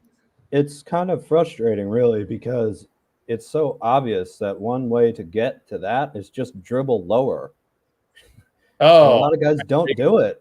Dribble below your knees, man. No. 2-ball banker. That's just too easy, man. That's just way too easy. No. Yeah, they're not ready for the moment. They just don't get that they have a chance to go to the finals, right? And they're just not playing that way. The Timberwolves, I mean. To me, it's just growing pains. Like everybody, coaching staff included. It's just the more experienced coaches would tell you, you've got to play more physical. You have to play like this is it. Mike Brown would. He would make it just like we saw in Sacramento. He'd make it a hellacious situation. You gotta play the part. You gotta really take it personal and play it like it's the last game of your life. And it is for this season for them. Luka fatal air ball. Wow. And rebound. Here it comes. Doubled by PJ and Luka. Okay. That's the call by Kid. Cat throws the ball away after a Euro step. PJ with the reverse. Oh, wow. What a behind the back by PJ, but he throws up a prayer and it's a break. Although it was a great move, but it was a break finish. So Ant finds Cat corner, catch and shoot. No good. Oh, boy. Oh, man. Luka thought about firing it the first time. Oh, and that's going to be a flagrant on Naz. No doubt about it. Wow. Hit him in the I'm head. not quite there. I'm a little bit behind you, so I want to see what happens. Wow. Yeah. That might be a flagrant too. Just seeing Lively so hurt on the floor right now. I think again,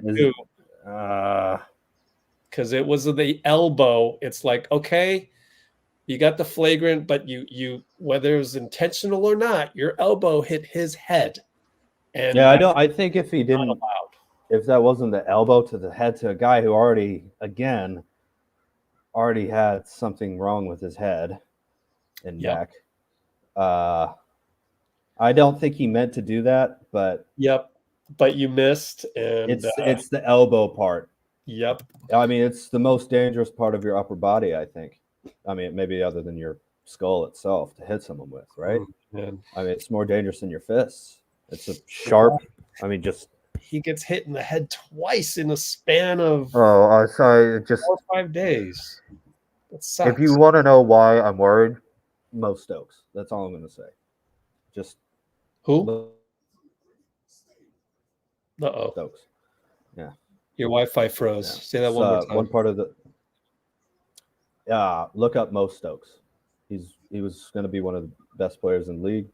Oh. Back in the 50s. Got hit twice in the head. Had swelling of the brain and was bedridden for the rest of his life. His teammate, Jack Twyman, took care of him. And that's where you get the Twyman Stokes Teammate of the Year award. Because Twyman took care of him for years, even after his playing career was over. But, yeah. I mean, I think he'll be okay. But this is why you don't mess with that. It's not like, oh, I'm going to have a limp, you know. Yep. Anyway, God forbid that there's anything like that. But Timberwolves are looking frustrated out here, you know. Yeah, And it's like, exactly. I'd forgotten. I was gonna say that. yeah, That's an indication of like. I mean, I know. Wolves fans or Wolves critics are gonna want to blame, but like, I mean, if you knew what you knew going into this game, you would establish a level of physicality that's not that, right? And that's kind of a desperation physicality. If you had established the foundation of physical but fair basketball defense to the game, then that probably doesn't happen. But I don't think any of their main guys, other than Conley, have even been to the conference finals before. Exactly. Yeah. And therefore, they don't know how to turn frustration into play harder, Mm-hmm.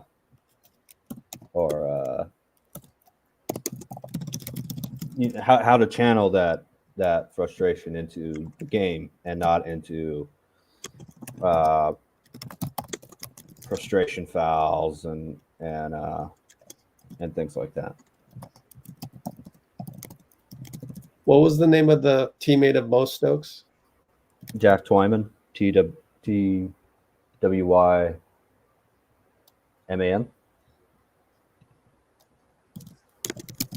Oh. Yeah, flagrant one. Shooting free throws. Okay. So did they? It's a flagrant one. Wow.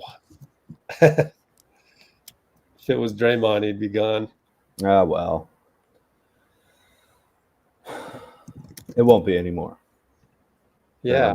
I'm sure Draymond will understand that as long as he's where he's at, he's good. But if that starts coming back, he's on his last, line, and that's fine because he doesn't have to cross it.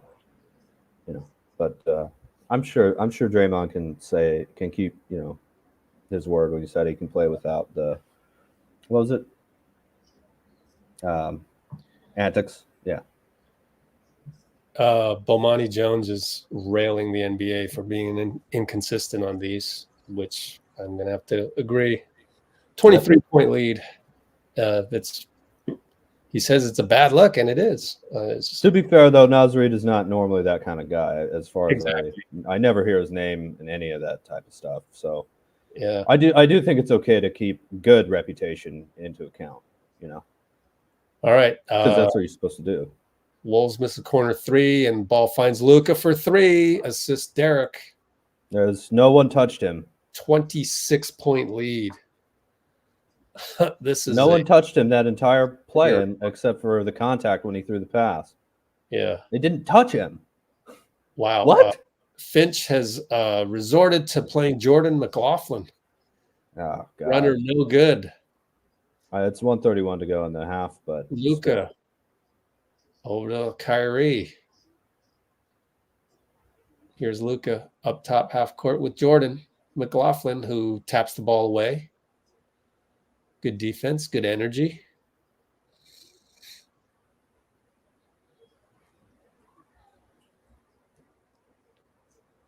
Well, it'd be interesting to see if Minnesota's GM what buttons he pushes after this. Just out of curiosity, should be fun to see what they did. Yeah, I mean, obviously the game's not over, but it's they're not playing like they. Kyrie with a dagger three over McLaughlin, but I say that just based on his performance. You would think that the GM's looking at this and go, okay, I got to do something, whether we make a miracle win out of this or not. The fact that we're down 29 now with 38 points scored, make that 41 slow-mo three. Yeah. So they barely have. Well, the GM has to start doing that, just out of Ant just because Kyrie goes to the line. Let's check the fouls. One foul. I think teams can make trades as soon as they're out of the playoffs, except for the 2 finalists, because the season's over once their series is over. Yeah. So I mean, you never know how quick it could happen. You get the draft in less than a month. Is that right? Oh, the NBA. It never stops.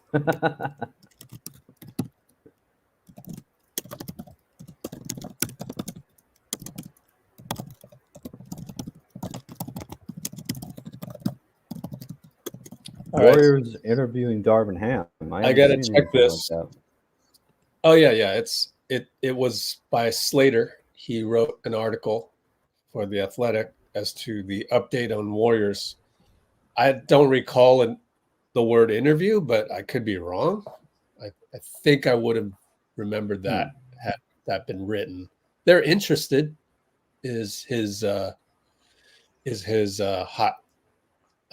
lead. Ant attacks. I kind of like that, if I'm being honest. Why didn't Ant shoot the ball on the layup? Now you're going to have a shot clock violation. Slow-mo couldn't get. It's like I would rather have you. They're cooked. Dude. This game is over. I mean, they might make a halftime adjustment, but they're not paying attention even. Down by 29. More points. Real?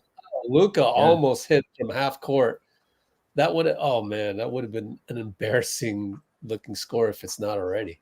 69-40. So I actually think the Darvin Ham thing, if I can just mention that, is really interesting. I'm hoping that maybe the Warriors could maybe try and pry Steve Nash out of retirement too. Offensive coordinator, defensive coordinator. Just because I think adding some experience like that on your bench could really, really help. And Kenny Atkinson, I was happy that he stayed with the team, but I think a little shakeup of the kind of guys in Kerr's ear just a little bit might help some things. Right, gotcha. Yeah. Not saying you have to even get rid of Atkinson in that case. Although his role might be a little diminished if you have 2 former head coaches next to Steve Kerr. I guess Atkinson's a head coach too. Have some conversation. But I like that. I think people don't talk about assistant coaches as much as maybe they should, just in terms of the impact that they have on the coaching decisions, which everybody obviously talks about all the time, right? Adjustments and minutes and rotations and who plays and who doesn't.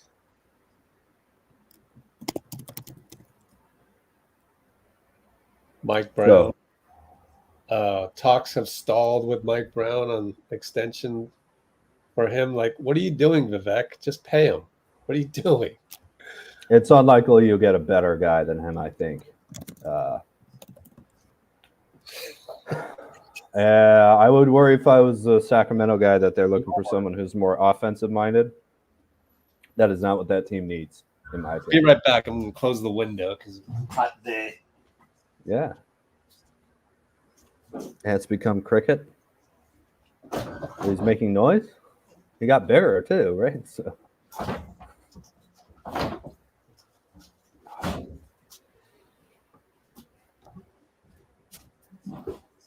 If they let go of Mike Brown, man, I would make him one of the highest paid assistant coaches in the league on the Warriors if he wanted to come back. Seriously, that'd be incredible. Honestly, you know what? Go for it. Go for it. I mean, why not? You got the cash cow. You got the golden goose, Chase Center. What the hell why did you build the building for? It's not on the tax. Exactly. Damn it. Why we pay. Nice. That's why we do what we're the Warriors. That's why we do it. Best owner in the NBA, baby. Joe Lacob. Undeniable, too. You can't name someone better than Joe Lacob in the NBA. Who is it? Right. I know, right? Grossbeck? That's his name, right? Grossbeck? I don't know how to pronounce that. Wick? I don't know. Wick, yeah, I think. Yeah. WYC. Interesting. Yeah. I wonder what that is.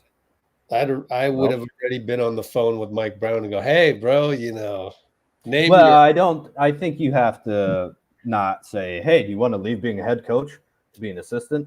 But, you're not going to convince them like, oh, yeah, I'll stop being a head coach to be an assistant back under Steve Kerr. But if the Kings blow it, yeah, man. It's not a far drive. Oh, man.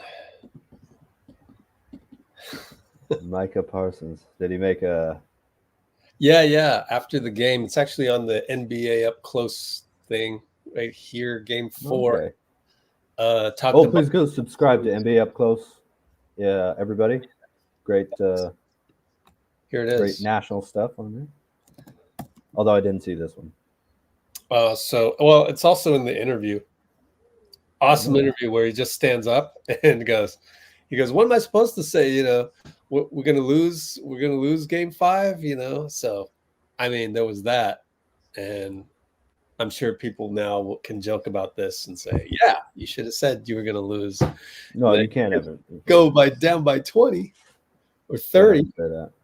But I'm sure Ant will come out with more focus and aggression here, just because I think that's the kind of player he is.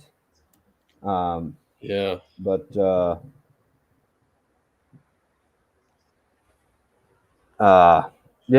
T-Wolves just don't. I generally don't like saying this because although I understand why you say it, didn't deserve to win the games because you're talking about like the plays that were made. I just noticed my background is wrong. Yeah. But a lot of other people talk more about like, they weren't good enough, so they didn't deserve it. But the Timberwolves are just not. They're just not. And I'm not really rooting for either of them, if I'm being honest with you, or I'm rooting for both of them. I just want to see a good game. In this case, but yeah, I just don't think they're. I don't think they're there right now, which seems so strange because they're so good against the Nuggets. But and I always want to be careful. One thing that I can't stand on that app right over here is all the bloggers. Like whenever they criticize, it's like it's okay to criticize your own team. I get it, and you use the app as a complaint mechanism, but like don't talk about other teams. Like just don't. Like, the Warriors should be doing this. Nah, you don't know anything about us. Like you go start your blog on our team before you do that because you're doing your blog on your team. And so I always go back to it's also basketball gods. Like right here, for example, Kyrie in the pregame was like, "Oh, it's their Super Bowl tonight." I heard that. I'm like, "Oh, you don't want to mess with the basketball gods. You got to stay humble." So all this stuff we're talking about Minnesota, it's like, well, we did get blown out in Sacramento, and that was only a play-in game. So, but yeah, it was one game.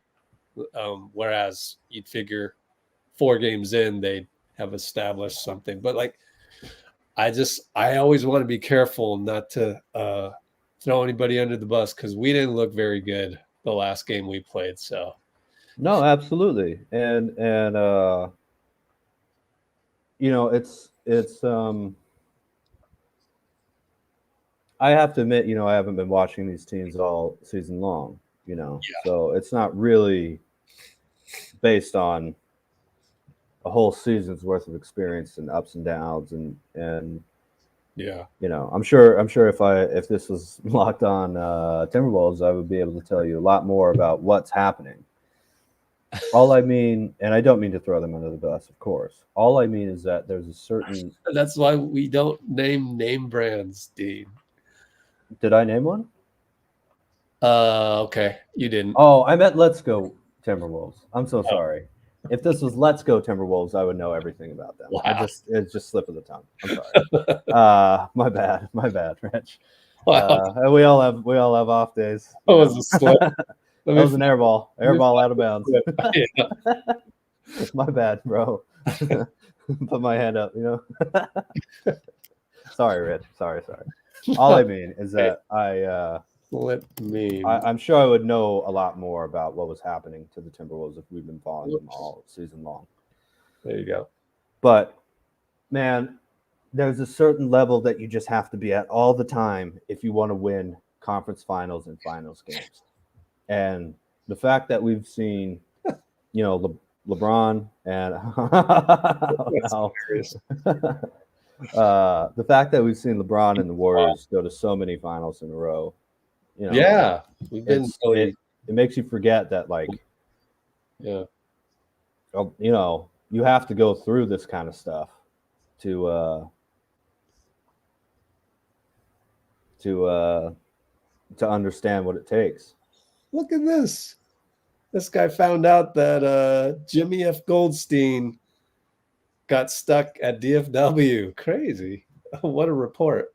First conference finals game missed in 35 years. That's incredible. That's a basketball fan, man. He's always there dressed crazy and yeah. Very cool. Yeah, there's a lot out there on him. If people want to go look it up. I'd go to Staples back then, and he'd just be standing there. He'd always bring like a model as his date. Most times it was the ping pong girl. That's literally her handle on Instagram.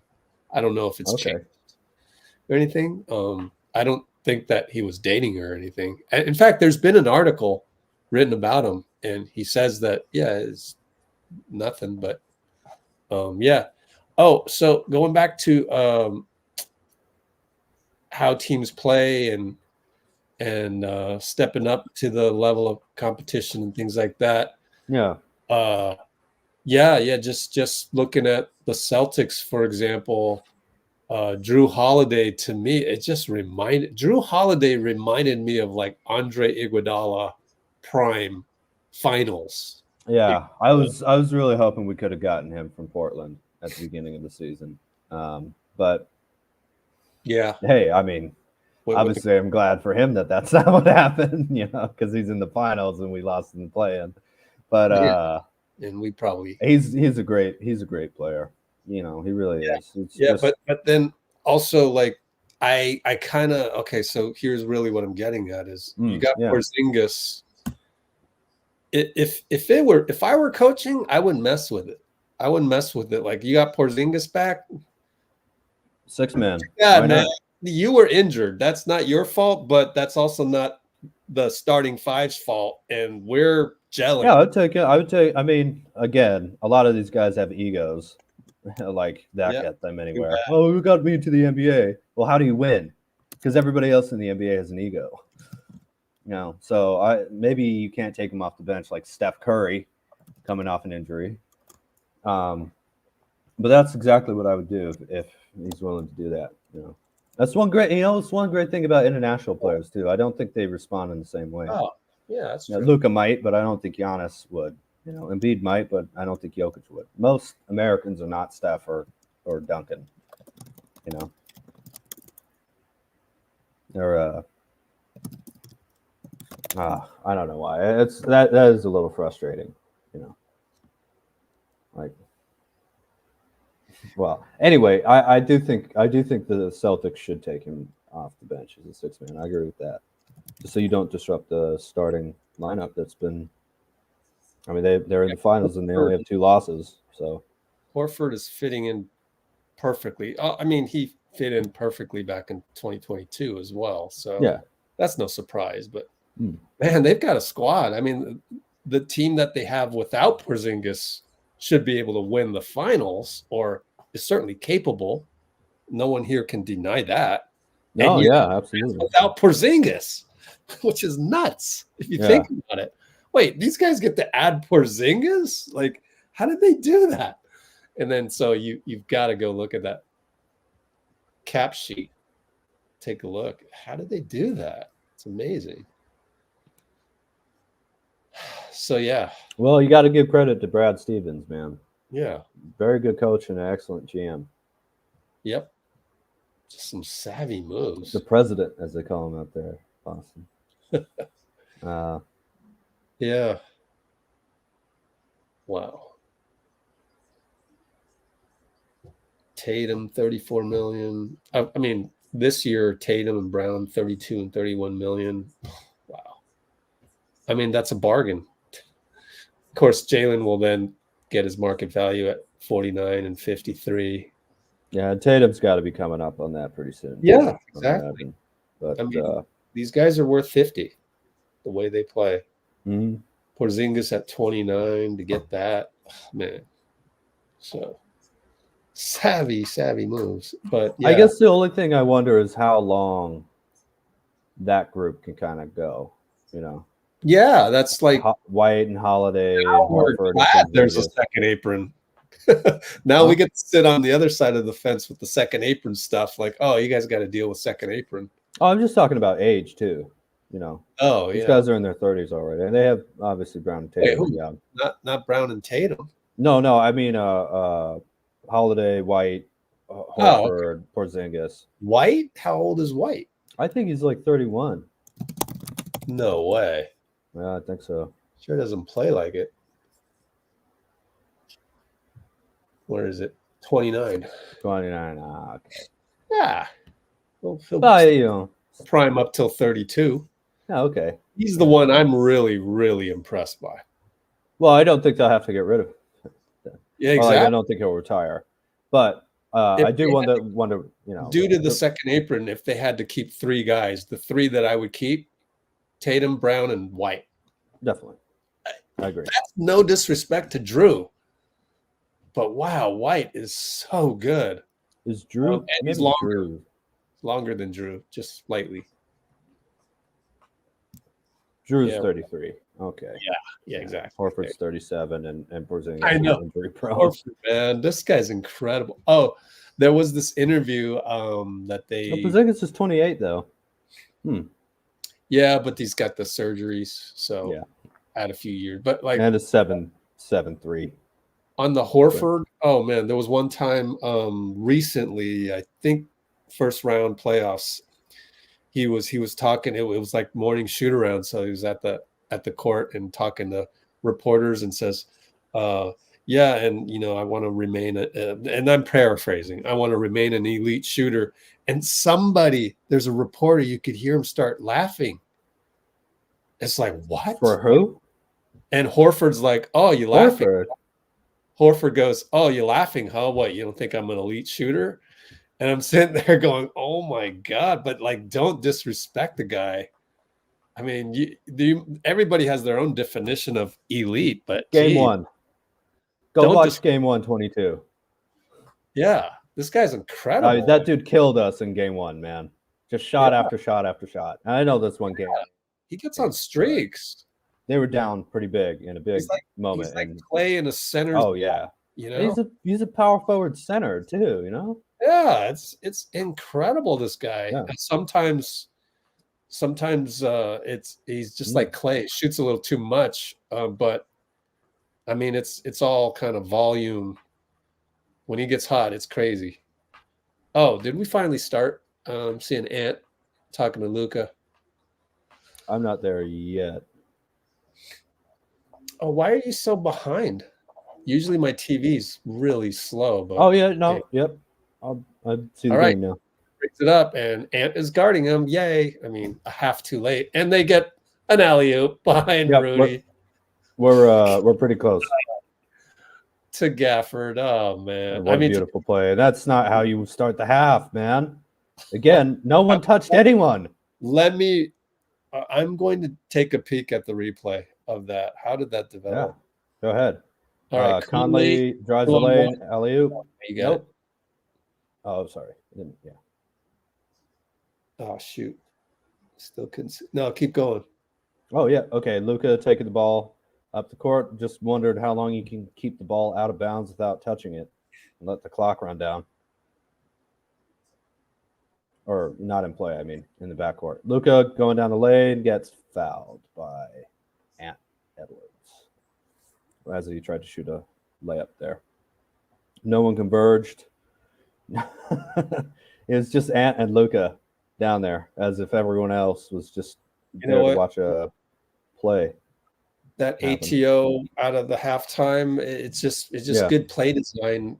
I mean, that you could really blame like maybe Gobert for just forgetting about PJ, but that's the thing is like J Kidd made it such that there would be two people near the paint in the key in the circle, and that confused Gobert, and PJ just snuck around behind. How many plays did they run to get there? One? Yeah, that was the start. Yeah. Well, it was only one play that they got that whole thing open. Or wide open alley-oop. It seems a little... Just fooled them. I mean, that's you're getting out coached at that point. Up, Gobert threw it away. No communication. Zigzag thing with Conley. And Conley's generally the best guy out there. I think, in terms of playing with Gobert, just because he has all that Utah experience too. 30-point lead. So. Pick and roll again. They run the same play. Luka's wide open. Rudy has to back up, and this time Luka wide open. So that play is, and look at Luka, say, "Don't celebrate, don't celebrate. This isn't over yet." I love that. But obviously, incredible play design by Kidd. They're just the chess pieces. Are just guys are running past them and putting their hands up, but not willing to, again, physically touch him, which is strange. I know there's a little bit of the foul calling stuff that you have to be worried about, but yeah, I mean, the Timberwolves just done. And I don't like saying that. I agree, if you're the Mavericks, you don't celebrate, but they're just not ready. Oh, look at that. It's not ready for the moment. On Mike Brown. All right. Via Shams, 3 years. I mean, $21 million per year has got to be. That Steve Kerr is currently the highest paid coach. No, I think they're saying $7 million a year. That can't be. That's too. Well, that's. Oh, up to $27 million in bonuses. That's why. So that's 9. Vivek had to get the bonuses. God, Vivek. Still, why do you do this, Vivek? Just pay him. You got your team to the first playoff run in 17 years. Vivek is fearful. You can just see from this. Vivek is so it's not fair. It's not fair. It's the financial asset mentality, which doesn't take into account the psychological aspect of sports teams. Or Mike Brown just knows how to negotiate. So they release the numbers, and Kings fans will be up in a. I mean, that's. But you don't want friction here. That's the last thing I would want if I was the owner. $7 million. Then again, I'd try and be like Lacob if I had that money, which I don't. So it's hard to say. But they just paid Tyronn Lue. That's right. How much did he make? Do you remember? 14 million or something. 15? I don't know. It's up there. It's not 15. Yeah. It's not 17.5, but it's up there. Which is Kerr's making 17 and a half? It's double digits. Yeah. I'll say, I mean, I just can't remember the graphic that I saw. It's definitely 12 million. I don't have a problem too if you want to make sure the coach is able to deliver and offering less years, but you're not the Lakers, man. Know what I mean? Can't just absolutely ridiculous. 14 million. Just pay Mike Brown guaranteed 13.5. One notch below Tyronn. But no. You know what? No, lowball him. We'll take him back. Yeah. Oh gosh. Come on. Nah, Sacramento's a cool town, man. It's the capital of California too, so I always like to see. But I understand it if it's like Snoop Dogg. They don't have a Chase Center that's guaranteed $3 billion in revenue every year. They don't have that. So yeah. You can build around Mike Brown. Oh, we're back. It's just a few $1 million. What's that to a billionaire? Or are you not a billionaire? Are Well, you? it's worth a mid-level. It's worth a taxpayer mid-level to have a really good coach on your team, and it doesn't impact the cap. Yep. I mean, Mike Brown's impact on winning is at least equivalent to a taxpayer mid-level player. it's just so Vivek. Non-tax. This is so on brand. Well, unfortunately, it's been Sacramento as well. Not just Vivek. Well, Ramaswamy? Luka is surgically dismantling the Minnesota defense. Finds Gafford. He gets fouled. He'll go to the line. They're up 31. Ranadiva. Yeah, Ranadiva. What's up, Daniel West? Daniel West Jr. Hey, hello, Rich. Okay, cool, dude. I was like, I'm kidding. D West. Oh yeah, man. West on the Dubs is so awesome. Yeah, he was such a great player. What a pickup. I'd love to have him as a coach. Oh man, yeah. I mean, I don't know if he's into that, but just the psychology of it. I think he would be good at it. Yeah. Mm-hmm. Yeah. All right, Gafford hits both. 33. Look at that score. Oh my gosh, 77-44. Oh my god. At home too. Cat down the lane. Late call. They're going to call it on Gafford. He says, "What I do?" Very Iguodala look there. Yeah. Plus total disbelief. What? Like Iguodala. Yeah. Oh, he got him on the wrist. Yeah, he got him. Yeah. So, Cat goes to the line. The only thing I'm lamenting is the fact that, it's free throws. Let's get this over with.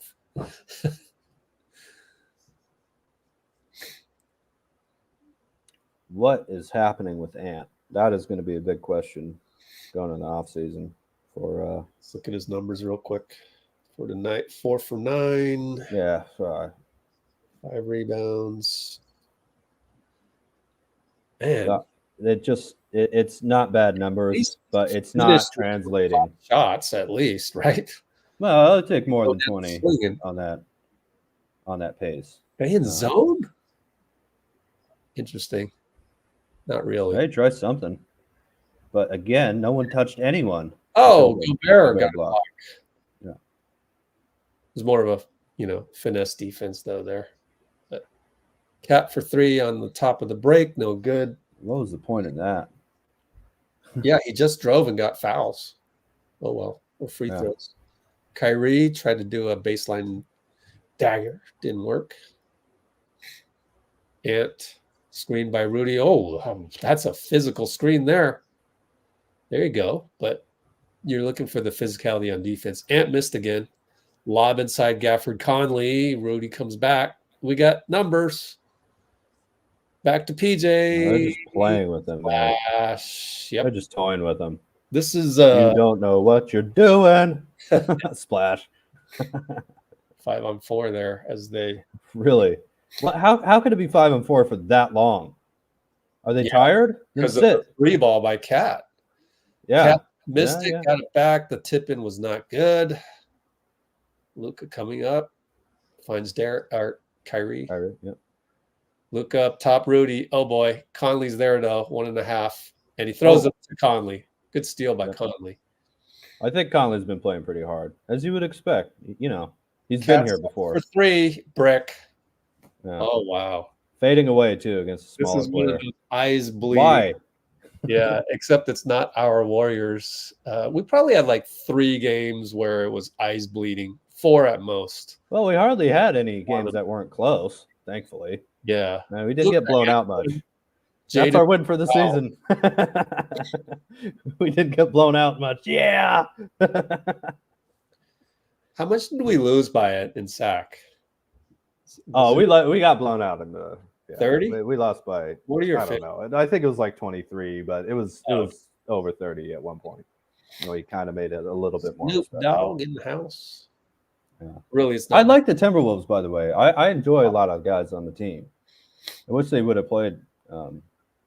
Talking about it in past tense, but I wish they would play a little better here. I just don't think they know what they're doing, you know? Like, no offense. And the Mavericks obviously do. Oh, Luka bricked a free throw. Yep. Oh, man. He already has 31 points. And Yeah. it's 7 minutes to go in the He's third. going to finish with more points. No, just kidding. Jaden. I mean, they probably won't play him too much longer here. Yeah. So I would say maybe 4 minutes to go in the third. And nice. Luka 16. Jaden, lively screen, shoots a three. Nope. And rebound, brings it up, gets another hard screen at half court by Rudy. Fires it in. Splash. Down 30. Yeah. 30. Luka Jaden too much. That's got to be 5, right? 5 fouls. There it is. Jeez. Oh, man. Why not? Well, yeah. The fatigue factor. Can't put Ant on him right now. Yeah. Well, I mean, actually, you can because you're down 30. Yeah. So, What's the difference and you're about to between- lose. So you have a whole off season coming up, probably. I might do that. What's the difference between this and the other night? Well, In fact, this is even more back against the wall. Yeah, really. And you're at home. Makes no sense. And he's not carrying a lot of the offense right now. Well, maybe a little bit more. And broke DJ's ankles and threw the ball to Jaden for 3. Oh, well. Cat got a rebound, put it back. Yep, what's a foul? Down 30, though. PJ nasty screen, but Kyrie gets past, and now we're back to the original matchup. Oh, Kyrie wants to dagger Nikhil, and he does. And Nikhil gives that look. Yeah, just so easy.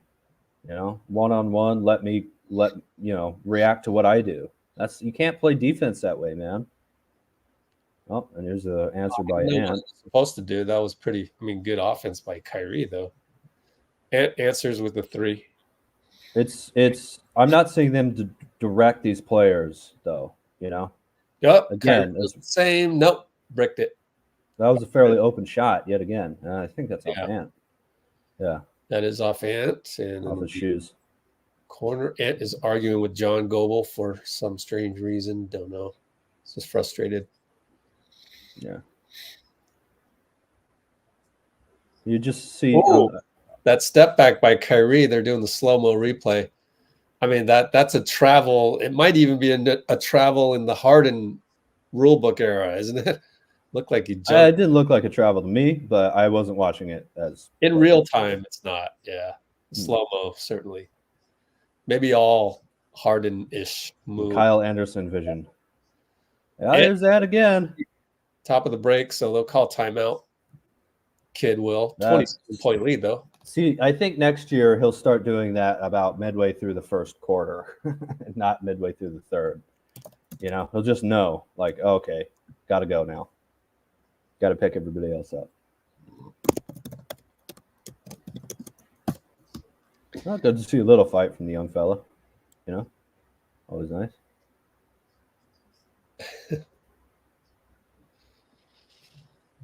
Yeah.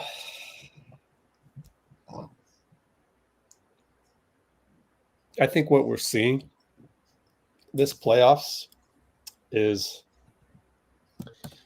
there's a lot of, just like Draymond would say on his podcast, there's a lot of 82 game teams here.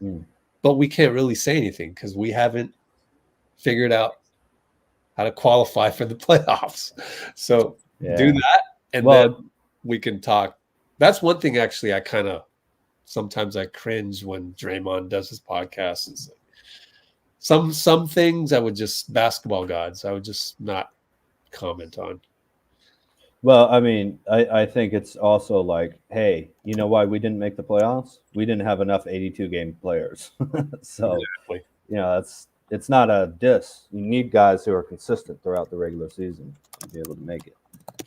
And we just had way too many 28-game players, 16. Yeah, okay. As if you're sweeping the playoffs, right? Come on, it's 28. But pedantics aside, I kind of agree with you. I think. Well,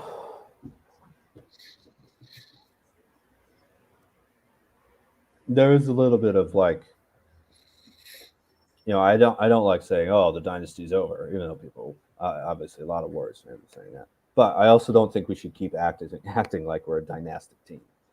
That's hubris, and yes, ancient Greeks where that leads. It leads to tragedy, not victories. So, would you still go and try and get Chris Middleton, yeah.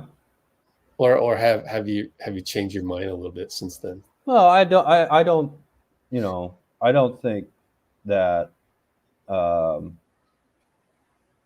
there's anything that adding Chris Middleton would really make us worse at, other than maybe, being able to play GP2 Wiggs and Kuminga as younger, more athletic type wings. But yeah, Chris Middleton's 6'8", shoot the ball, good passer. A little older, but so are our main guys. If I'm being honest, even if we don't make a trade, I'm thinking that at this point, I kind of want to see the Splash Brothers plus Moody, Kuminga, and TJD out there. And I guess that means taking Draymond off the bench, which is a little hard to think of. But if you have Wiggins and Dray, you have an incredible bench, and you have a lot of scoring out there on the court. Say the starting five again. Steph, Moody, Klay, Kuminga, and TJD. Wow.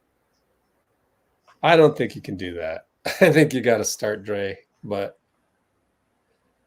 I guess you're going to finish with Dray. There's no doubt about that. Okay, we're back, and Minnesota's in zone, or at least they start out that way with the 2, and Kyrie just so much space, man. It hits it. I mean, I know these are also the Mavericks just being great, like Kyrie and Luka, but there's so much space. You know what? I wish Steph got defended like this, man, because it always seems like he's just surrounded, constantly. Yeah. If he had space like that, 40. Yeah. Every game. Don't forget we had to play against Mike Brown. Yeah, that's definitely true. That's definitely true. That was tough. That's why I was honestly worried, when we had John Dickinson on here. I was like, I don't know if I want to play Sacramento in the play-in. And he was like, oh, yeah, we'll beat them. It's like, this is that's why I wanted to play the Lakers. Because it was us. The main thing. Well, we did beat the Lakers in the regular season, which was like a playoff game. No, I just mean that it's hard to beat teams in a one game here, one game there. It's hard to beat them twice in a row. Well, they were totally motivated too. They got blown out the very next game, but it's just like playing the Lakers was the same as the Kings playing us. Instead of us being able to get revenge against the Lakers, Kings are like, well, Game 7 last year, this is our house, and it was. You're definitely going to be more focused when you're pissed off from last year, and you recall those memories on purpose. And we blew the Pelicans game, so that didn't give us a lot of confidence. And Kuminga was a little off, and we didn't. Oh, and Steph had 5 turnovers. Yeah. And then 7 against Sacramento, but of course that was against Mike Brown. And Willie Green is probably after Mike Brown, who in the NBA were we going to have a tough time against? Well, the guys that coached for us before. So Willie Green right up there. I think Sacramento, honestly, and this isn't an excuse. We played terribly. Oh, his cat hits a real long one. 3 down 25. Yeah, I'll do play-by-play if they get within 19. Okay. I think Sacramento was a perfect storm, though, for us, or a perfect storm for them, maybe. There was a little defensive aggression out there, and wild idea of a shot. That all right? And he's slow to get up, that's for sure. Looks so. Well, let's wait for him to get. Well, Luka blew an alley-oop. We're up 25. No, Cat's okay. It's running down the. Wow, no foul call for Cat, but I do think he's had enough contact where he should have gone to line in some of these. Cat's mad at Mark Davis. Well, the good news is 23-point lead. I saved my play-by-play voice a little bit. Yeah. And thank you for doing this so often. Oh, Kyrie dagger. Oh, man. Yeah.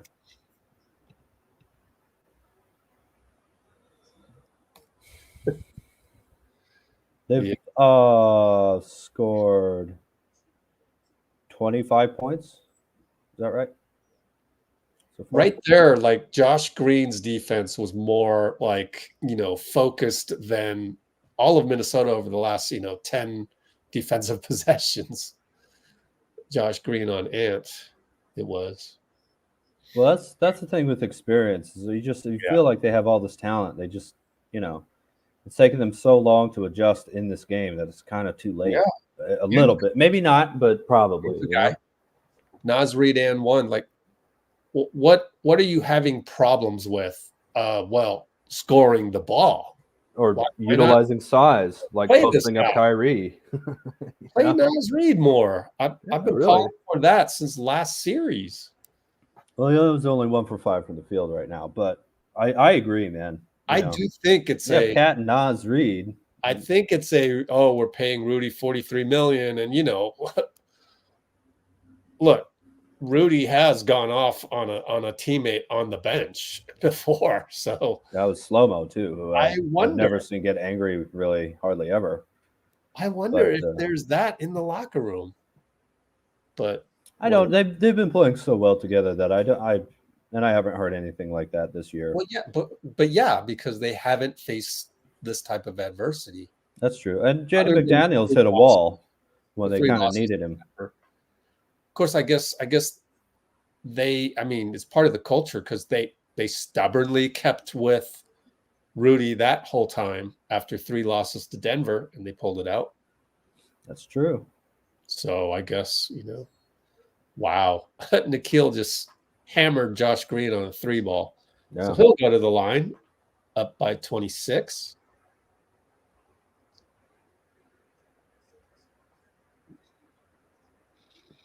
Yeah. Not a smart foul.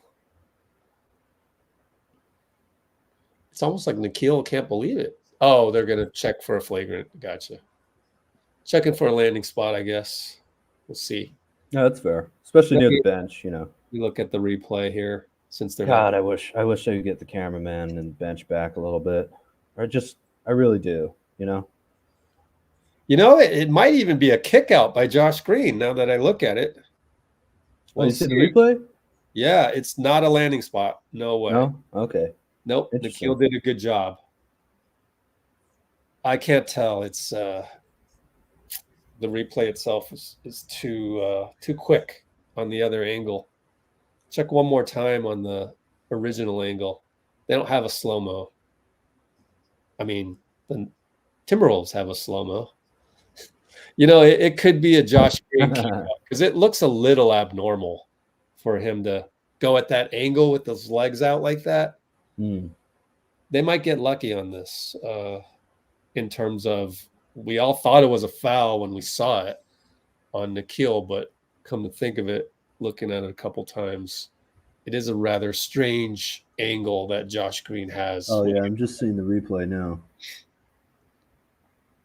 There it is. Oh. I'm not sure he really touched him at all, to be honest with you. I thought Nikhil got him on the chest, like shoulder to shoulder. Josh Green's left arm kind of comes out a little, not that much, and he gets fouled there. So I'm gonna say foul on Nikhil, but it's really close. To speed it up. Let's see one more side here. Oh, he may have missed him. Yeah, I don't think I'm gonna say no call. No, it's a shooting foul. Let's just get this over with. Yeah, it's a shooting foul. It is. It's normal shooting foul, no flagrant or anything. Left arm hit his left arm or body. Yeah. There was contact, so no landing spot. Just no landing spot, no kick out, just the regular foul. Yes. I agree. Look, we just figured it out. Like, Why not just pretend we're in Secaucus? Why is it so hard for Adam Silver to implement? You and I We just had a bunch of commercials too before we this. literally figured it out after watching the replay 3 times in slow motion. That's it. Should have been done. It's not.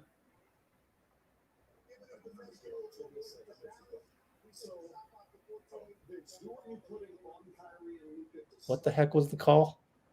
I don't know. I don't have it on. Challenge? Who challenged it? Let me look at the play-by-play. But it's Dallas ball, so I don't know who. Would have been the Mavs? Minnesota. I guess. Why would Minnesota? No. Oh, they wanted a kick out. Okay. And then they ruled it as a no call, like I was suggesting the first time? Man. Crazy. Yes. Okay. Anyways, I got spoiled fine. here on the play-by-play, so I think Gafford's going to get a putbacker here, something. I'm not sure. In sort of a zone. Tough shot by Hardy. Yeah, he got fouled by Cat. No, they're going to call it on Gafford. Took a hard fall there, too. Yeah. Looks like Gafford's okay. Luka wants a review. Nice. Grimacing a little bit. Oh, it's no fun falling your coccyx like that. Yeah, I don't know about tailbone. Tough call to make, but they will not review it. And it's a foul on Kleber against Cat. Good job, Kleber. You want to be a little bit of a pest. Oh, what'd they call? Oh, bonus. See, the bonus light went up now. Oh, God. That's why you don't do it that way. Every game. Okay. Oh. They're in the bonus. That's why. By the way, the Celtics have lines on their free throw, on their paint. They have the second line, and other teams don't. Why? What? I have no idea. Yeah. Where is the line? Like a foot in front? It's the second line. There's the second line that used to be on every court. Wow. I didn't even know that. Yeah. There used to be a second line? Yeah. Like Naismith era? No, like a few years ago. You know where they're standing, right? There was a second line that you couldn't step over. You mean in the lane? In the paint. Oh, I think I've seen that. Yeah, I think the Celtics still have it. Well, look, Timberwolves have it. I mean, that's regular.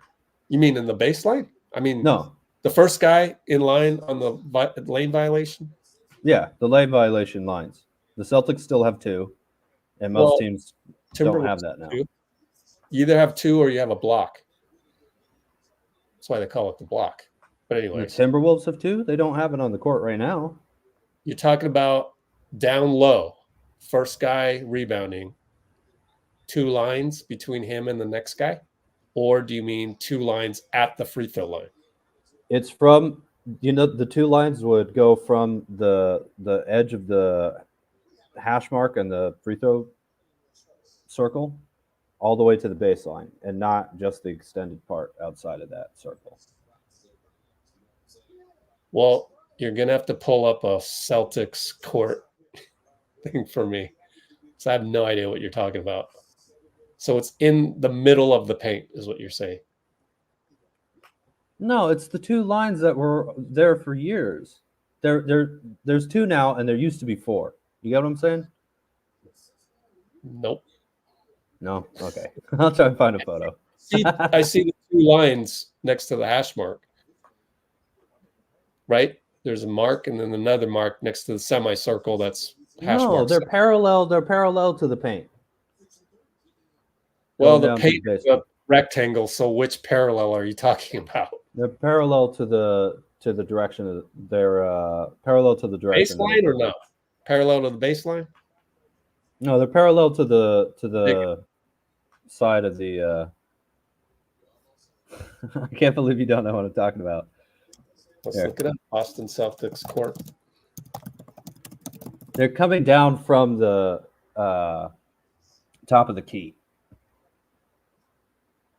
Well, this is the in-season tournament one, so that doesn't count. You see how they have 2 lines coming out from the 2 extra lines? Right there. Yeah. Here, right here. Ones. Yeah. which is what we see here in Minnesota. No, there's not the We two might- extra ones. 2 extra ones. Yeah, What is the point of this, by the way? I just was surprised that the Celtics still have it because it feels like every team used to have it. Just I mean there's this line. Gotcha. Okay. Inside the lane. Gotcha. Inside the lane. Yeah, that's Got a good way to put it. They still have it, and other teams don't, which seems very strange. Not even the Warriors. I'm not sure the Warriors do. I don't think so. Doesn't look like it. Yeah. Oh, okay. What's an old school court out there? Bulls? Oh, Madison Square Garden. Oh, yeah. Square Garden court.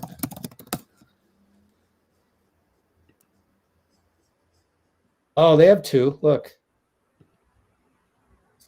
1, 2. Bizarre. That's so strange. Oh, that's neat. What about Philly? What's it called in Philly? Wells Fargo. Well, they have a disagreement over that, actually. Really? Mm-hmm. Good. I don't like the team never calls it Wells Fargo. They always call it something else. And the ownership Spectrum? group is huh? The Spectrum, maybe? I can't remember. The ownership group is what? What were you saying? Let me look it up real quick. Nope.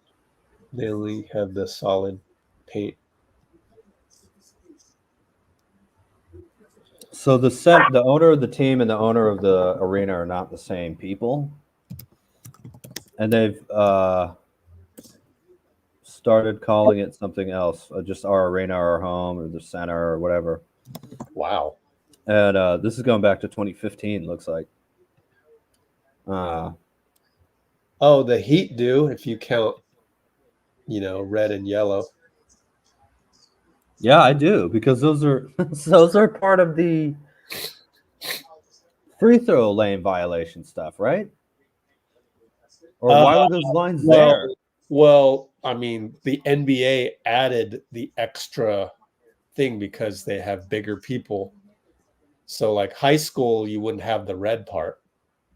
I know, but it's been like that for years, having that extra. Yeah. I think it went from 3 to 6 feet on either side of the invisible median. Center, they go, oh, well, we're the NBA now. We don't even need to worry about the inner lane. Let's not even mark the original. Why do some teams have them and other teams don't, though? Yeah, it's a personal choice. It's bizarre, though. It's very jarring. It's just a random whoever is in charge of painting that. But their official lines is just so strange to me. I don't know. I'm probably the only person who really cares about this.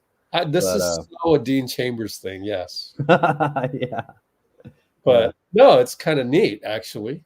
I just why? And what do they mean if you don't need them? I think with Boston, Philadelphia, and Miami is probably tradition. Like, oh, we've always had that. Why would we change that? That's what we, especially Miami, considering they go yellow, red. Yeah, I love that.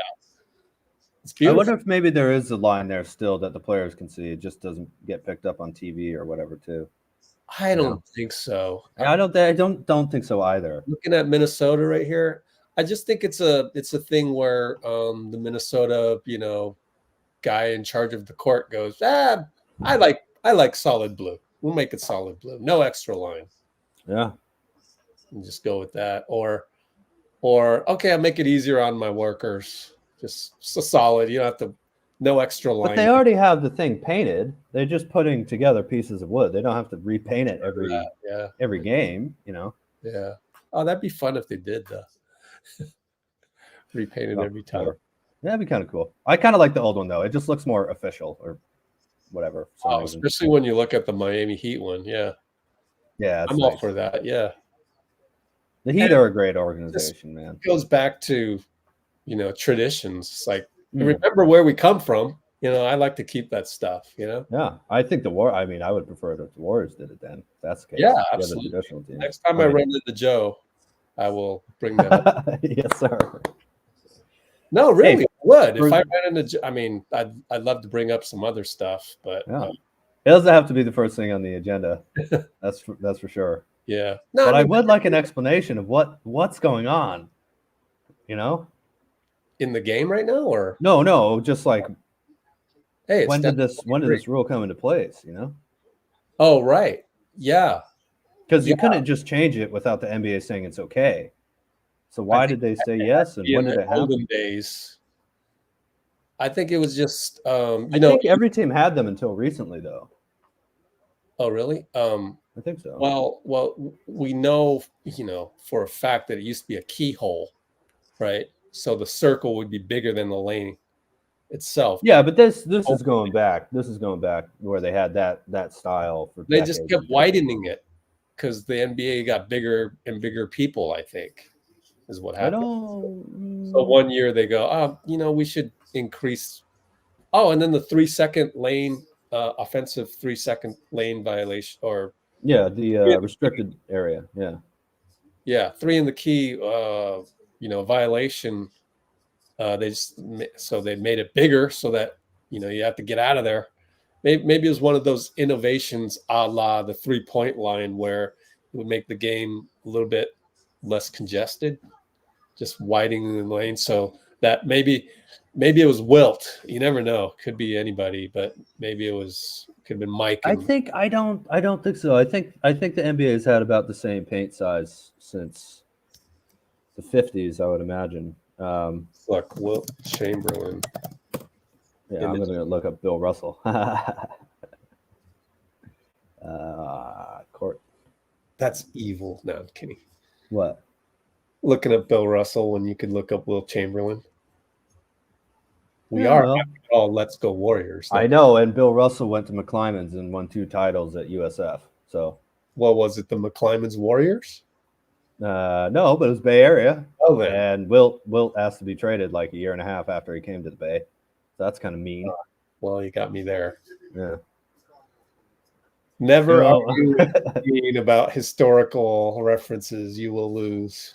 Well, respect Russell, man. That's all I ask, and I think it gets just. Well, by the way, old one of Celtics here with the same old line. By the way, R.I.P. to my man Bill Walton.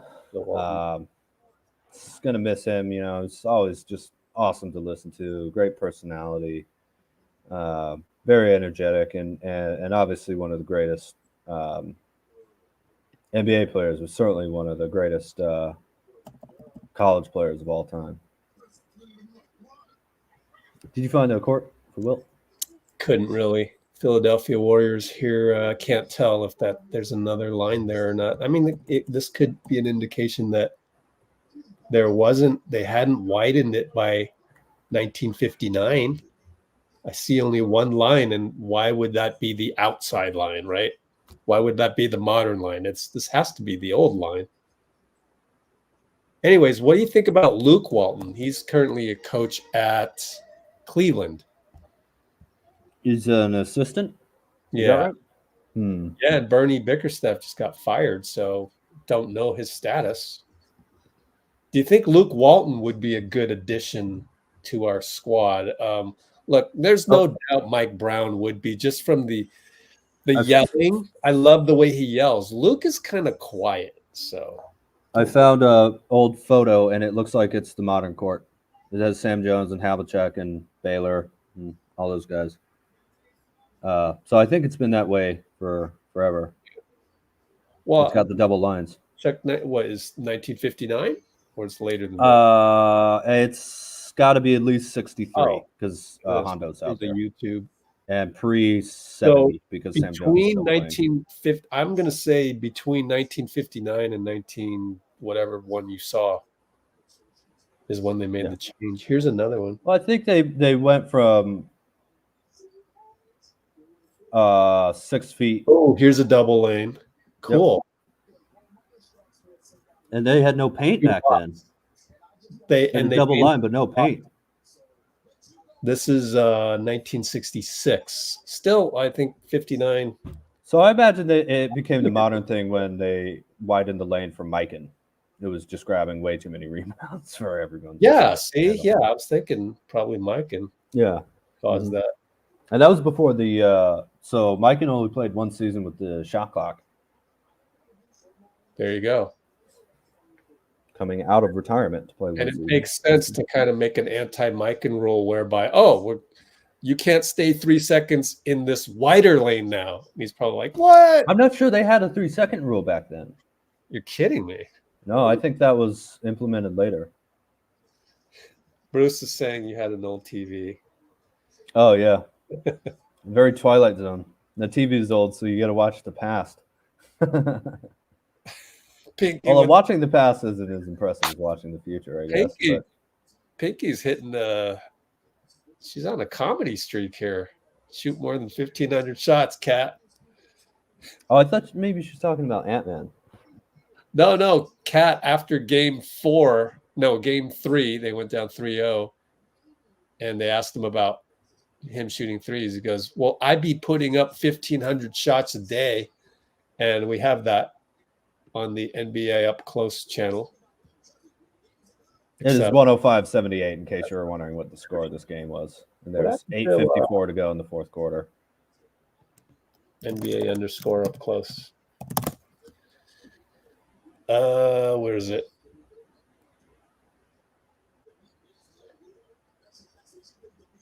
There it is. Playing some football out here. I'd be putting up 1,500 shots a day. Why tell anyone that? And Draymond goes, he's lying. That's a cap. Well, because 1,500 is a lot. Kobe made after, I forget if it was after 98 or 04. Tell me he made 300, not 1,000. No, he made 2,000 a day during the summer. Made. Shut up. I'm not kidding. Not during the playoffs. No. This is after they got eliminated after a bad loss. But he made 2,000 a day. Wouldn't your bicep be terribly sore? It's Kobe. It's Kobe. You know what I mean? Anyways, he came back after 6 months from an Achilles. Kenny Smith was like, I used to do 300 shots made. So I wonder what guys like that did in between games, because you wouldn't want to tire yourself out like that. Exactly, that's what he's talking about. Yeah. I mean, 2,000 makes a day. That's at most, 400 shots. With no defense on you, you're shooting 75. At most 450, 500 shots. Well, I mean, that's why those guys who can go above and beyond, are so special. A little confusion. Looked like Slow-Mo didn't know whether they were in man or zone. They're still in zone. They've been slightly confused all game, which is a problem. They're not communicating either. I bet it's pretty quiet out there defensively. Well, they got to at least get it down to 20. Good. Yeah, just for pride's sake. There you go. That was beautiful. On that one, though, that's a frustration yell. Well, sure. Shoot it. Please. I wish Kyrie would have just shot that. That's not a foul on the playground. So, Derek Lively. Again, it's the conference finals, and they don't know the difference. Oh, man. John Goble just called the ticky-tack. I don't like that one. Do they have subs? Lively got the rebound, and he kicked it out. Like, he may have gotten fouled, but it didn't affect him. I always hated that as a player, when the ref would call something, and they got the ball anyway. Why are you making it worse with giving me a foul? Oh, it's like calling a shot clock violation when the other team gets the ball in a fast break. Like, let that go. You don't want to make it better for the other team to have a shot clock violation than miss a shot. Yeah, it's like, slow them down. Luka banks. Oh my god, this game is over. Yeah, I don't normally say that, but this game is over for sure. 36 points. Wow. Yeah. 36. That's nuts. Shooting 67% from the field, if I did my math right. 14-21. Yeah. Yeah, 3 now out of 3, right? are in zone. They make them pay. Kinda. It's too bad. I was really hoping that we would have, games before June 6th. And I'm happy. yeah, well, I was itching a little bit last night, and it's going to be a while now. It was a little weird not having the East have a game, but I look at it as, man, we are so blessed. We are so lucky to have. We had about 8 or 9 straight days of high level basketball. Not definitely. all of them were blowouts, but still, there would be. Well, I mean, it was okay. Unlike tonight, there would be spurts of close game basketball, even when it was Pacers. Mm-hmm. I think even when they got blown out, it was still a good game through, at least a half. I think it was their third quarter that did them in. Same thing with Indiana, man. I worry about Carlisle because doing the new channel, I did a lot of his interviews. That guy's always pissed off. Are you having fun? He did have one moment where someone asked him about post-ups, and he was like, nobody in the league runs post-ups anymore. It's like, dude. I mean, I don't know. Maybe that reporter was, bugging him for days or whatever. He's a little old school. Well, it's just like, isn't the best answer just, well, we'll see how the league goes. If it starts trending that way more, we'll give it a shot. Yeah, I'm open to anything. This is a reporter. All they want is a quote. They're not going to say, no, you're wrong. But on the other hand, he led the Pacers to the conference finals this year. So he better evolve. I mean, this is the year where you got the, Nemhart doesn't know what he's doing, so he'll listen and everything. But once they establish their own identity in the league, you better evolve. You can't just keep coaching them as, young AAU guys forever. And I think Rick Carlisle was perfect to get them to this point and maybe a little bit more. But well, to be fair, they didn't have Halliburton really for the Celtics series other than game one healthy. So exactly. I personally think they'll get Siakam back too. I think he'll re-sign with them. But you never know. For sure. You never know. Yeah, you never know.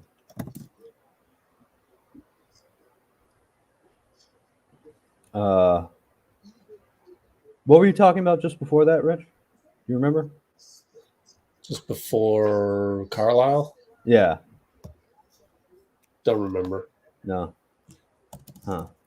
Because I thought there was something I wanted to respond to, but you don't remember. You don't remember. Well, yeah. Line. Is that it? No, I don't think so. Oh. Although always fun going through basketball history. To you, Rich? No other channel is going to do that. Oh, that's true. We are one of a kind. I remember what it was. Whoops. Oh, man. Hit in the face. Not just got slammed with the ball. Oh. Right in the nose. No, he's not bleeding. Better check, though.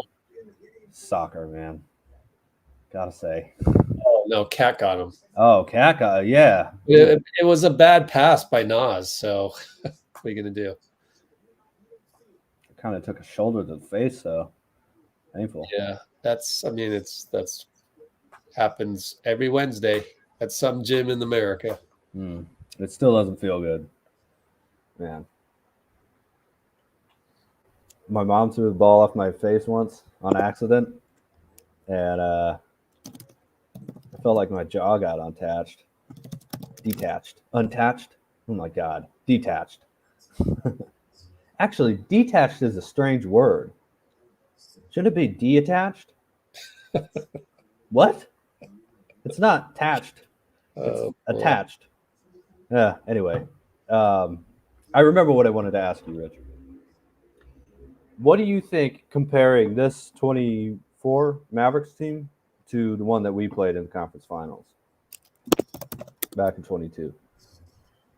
Oh, this team's way better. Really? Even with Brunson? Yeah, they didn't have the right chemistry with Brunson and Luka. Oh, okay. Interesting. I'm a little bit more, I guess, impressed by them because they laid the beat down on the Jazz in the first round. And Brunson was unbelievable in that series. But who was the guy with the crazy hair? Bullock? Reggie Bullock? Yeah. Where is he? Oh, What happened to him? he was traded. traded? We played against him. What team though? Pelicans. Is it the Pelicans? He was just railing threes against us. Oh right, yeah, he was. It was Actually, that's why you always have to kind of count your blessings when you win a championship. Rockets. Take it, because look, I mean, Dallas is not as good, was not as good as they are now, and Boston wasn't as good as they are now. But who cares? We got a ring. Well, it's over. I think they were some of the best teams in the NBA at that point. See this all the time at our Asian tournaments, all the time, and that doesn't mean you go, oh, here, have the trophy back. No, you deserve it. It's just that it was everybody has to be a little bit lucky sometimes. I mean, I don't think we got lucky playing those teams personally. We were down 1-3 in the series to all of them. Yeah. And they had plenty of talent, you know. Even Steve has said that we were lucky we didn't face Phoenix that year. I don't know. The Mavericks blew them out, and they didn't really scare me. The Phoenix didn't face us, actually. Right? The Mavericks beat them to face us. So I mean, I see both sides of it. Yeah, I get it too. You know, Shaq said that Phil Jackson made sure that the worst one would be like the Lakers in the bubble. Like, that's totally weird basketball. So, like, if anybody wants to ever say, "Oh, well, the Warriors caught the Celtics when they weren't quite ready yet," well, the Lakers caught the whole league when they weren't quite ready. Again, yet. I think the Celtics were a real good team. They were the best. They were the best defensive team in the league that year, and they had the DPOY. You know, they had Ime Udoka, which is the reason they weren't even better the next year. Is because they had to get rid of him. Be right back. Keep going. We placed. Murray being out is too bad. But if Murray weren't out, we wouldn't have played them in the first round. And Jokic was the MVP, regardless. You know, whoop that trick Grizzlies. They were really, really good that year. They're really good with Ja, and they went. I think they tricked away 3 games near the end of the season, but they were like 25-4 without him until those final regular season games where they had everything sewn up. And the Mavs knocked out the Suns, and everybody said that the Warriors didn't have anyone with enough bricks in their back pocket to guard Luka. And the Celtics are on a roll. You know, they beat a bunch of really good teams.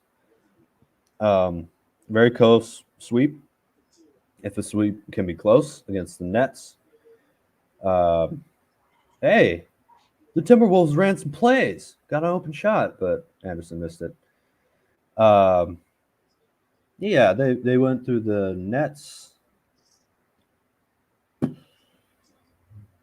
Bucks, and Heat. The Celtics did in 22.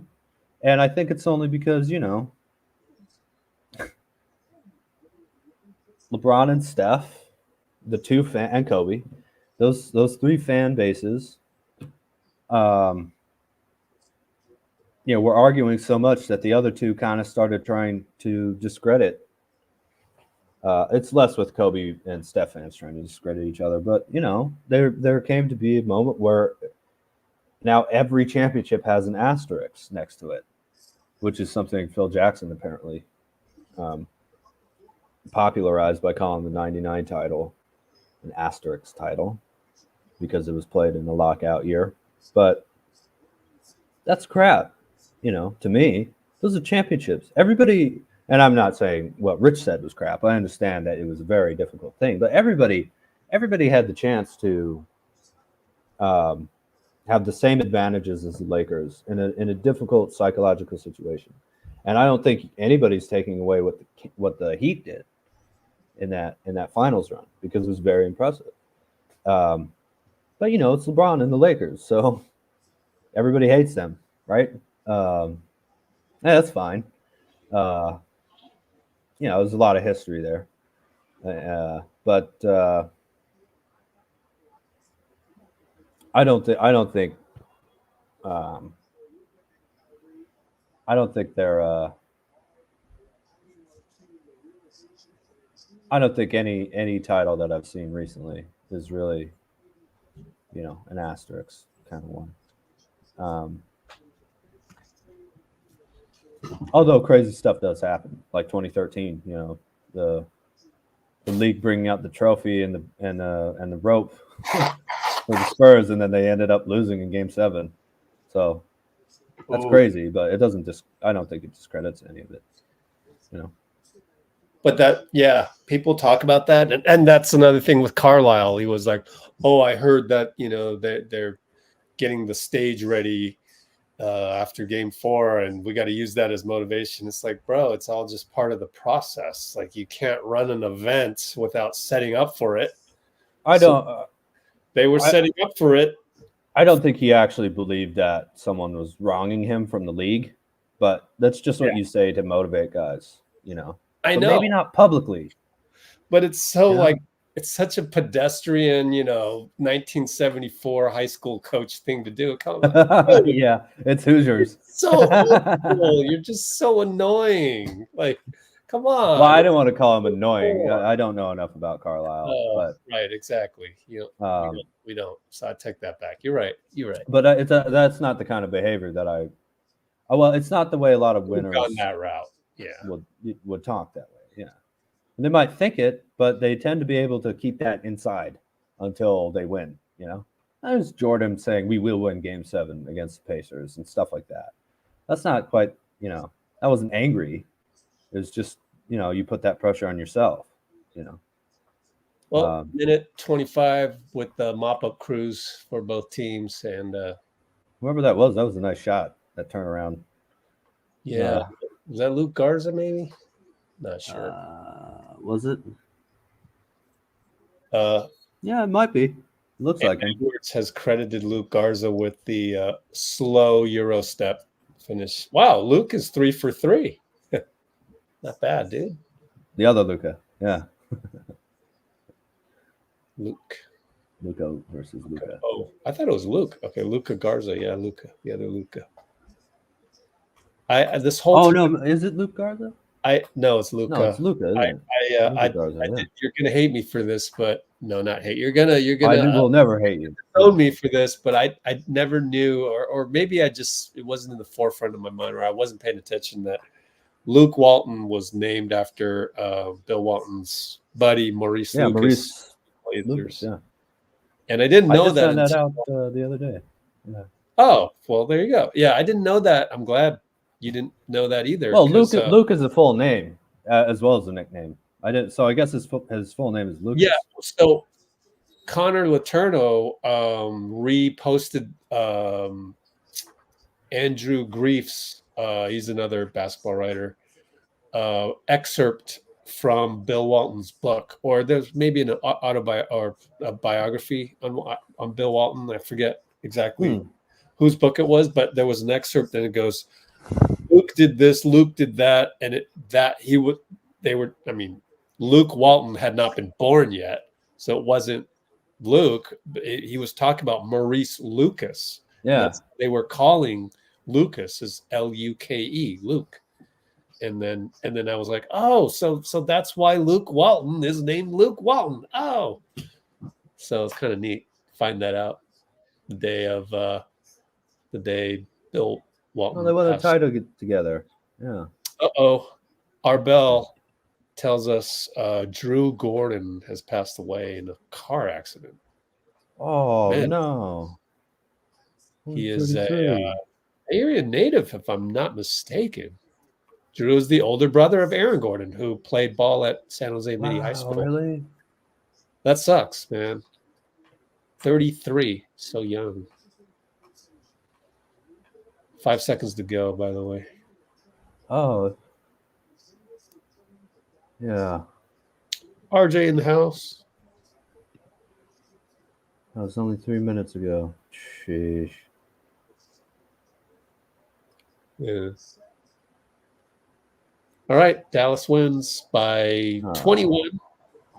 It's terrible news. Yeah. God.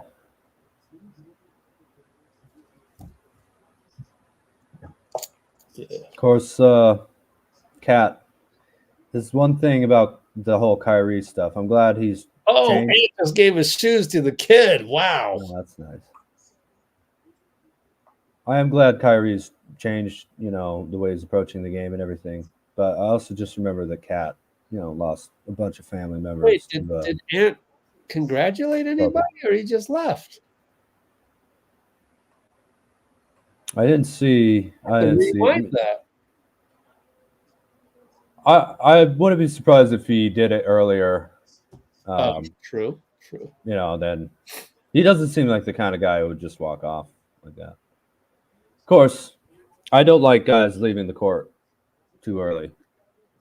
Yeah. Yeah. But Well, you think Luka's going to win the Western Conference MVP? Yeah. I can understand a 22-year-old being really pissed, though. So I still don't like it. I don't care how old they are. See him doing anything there. Yeah. I mean, but that's where dad or mom would come in and say, "Excuse me, young man." Yeah. Right? Hey, yeah. Well, your teammates are out there too. Why leave your teammates right now? Yep. Walk back to the locker room together. Did not seem like he really shook anybody's hand. You didn't see anything? Oh, don't like that then. Of just course, don't like it. Suddenly he was in the corner giving the shoes to a kid. Well, he already had his shoes off. Who knows? But I hope he did shake guys' hands. I hope so too. Because I never like seeing that ever. Ant doing a LeBron. Wait, LeBron did that?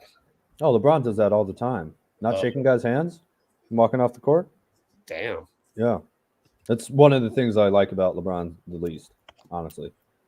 As a basketball player, I'm sure he's a perfectly wonderful human being, but really don't like that about his game. You can't cry on other people's courts when you win with joy, and then not shake their hands when you lose. You just can't do that. You have to see the bigger picture somehow. Kobe was weeping. Throw that into you. Kobe was weeping in Boston, and the Celtics remember seeing that. In fact, I think Paul Pierce said, "Uh-oh, that's not a good sign." But he still shook their hands.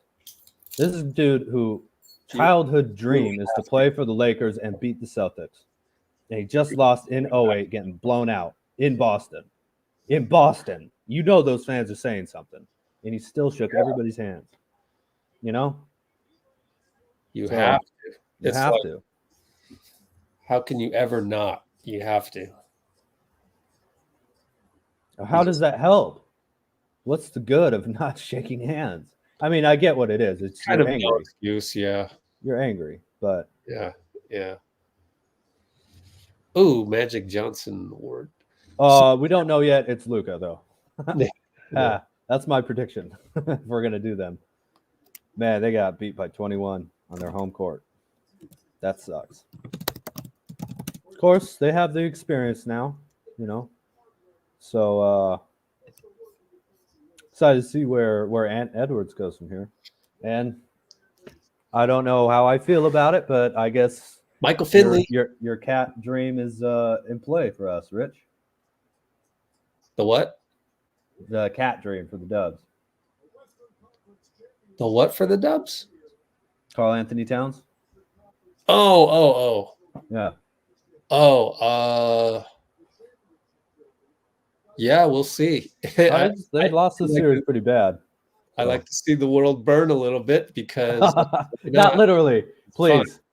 No, So we have enough of that. I like to see the trade deadline go nuts. Yeah, Or not exactly. the trade deadline, free agency go or Anything. yeah. Yeah. Mm-hmm. Off I season. mean, it was nuts last year. I remember Yeah, it was kind of. you just had to be on Twitter constantly. Mm-hmm. Just some stuff. It was just mind blowing, and I have a feeling it's going to be crazier than last year. I agree. And the Warriors do have some pieces Especially to play for- with here. Especially for the Warriors. Yep. Yeah. As motivation to do it too. Although I'm okay just trying to get some good veterans. Personally, I'm kind of okay with anything. It's just it's almost the entertainment aspect of, oh my gosh, we got who, and we gave up who, and we're like, well, it could be not a change of scenery, but adding some new scenery to the to the collective. Oh, there we go. Here are the new owners. I forgot. I was looking for Cuban out there. Bruce wants to give the MVP to Cat. Bruce. That's brutal, dude. Ouch. So mean. Ouch. So mean. That is mean. Yeah. It's a Haitian wit, man. No punches pulled, you know. Good question by Amy. Nah, but yeah. Why not go there? Okay, here's a question just Or for Rudy. fun. Here's a question just for fun. Yeah. Who loves to shoot the three more, Cat or Jason Tatum?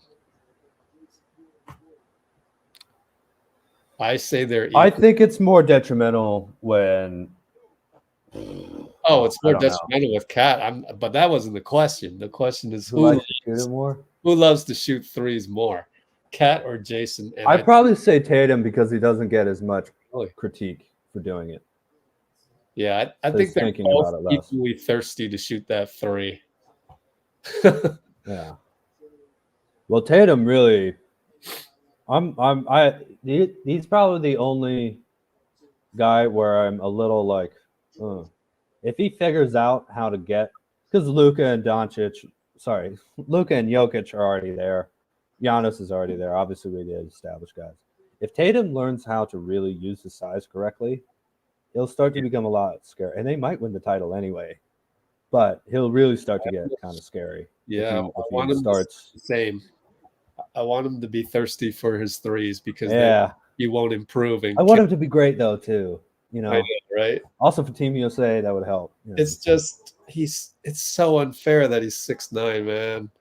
It is just so unfair. He's just the reason he isn't as aggressive is because he's in the NBA, and until it hits the late rounds of the playoffs, he's big and athletic enough to not really have to know the fundamentals. Well, he's in the NBA. Yeah. You know? Ridiculous, man. Ridiculous. And I love his passing, too. I think Tatum's passing is really excellent. Great. Yeah, I mean, the numbers are there to support it. Yeah. He might be one of those, like he's in the 82 game mindset so far. Maybe it'll change in the finals. Well, he's 26. You can get away with that. 82 26. games against regular season teams. Yeah. Cast away like this, and plus we have great offensive rebounding, so I'm get reloads. But that's the thing is, how about if you attack the hoop more and just kind of shoot the threes more so on the reloads, which you're gonna get. But that just goes to show what he's just so good. He's just I kind of wanted an MVP this year because they ran the league. Regular season MVP. Regular season. I couldn't believe he wasn't even in the top 5, was he? Why not? They had the best record in the NBA. At least he should get as much recognition as a candidate as Shea. If you're gonna do that with Shea, why is it not with Jason Tatum? I think Shea played great, and they had the #1 record in the West. But what arguments are there that aren't also there for Tatum? Exactly. That he has Jaylen Brown and Porzingis. Probably a little better than the guys around Shea.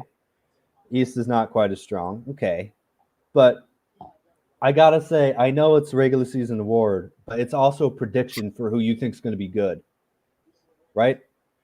Oh, right. Yeah. So, it's become that. Yeah.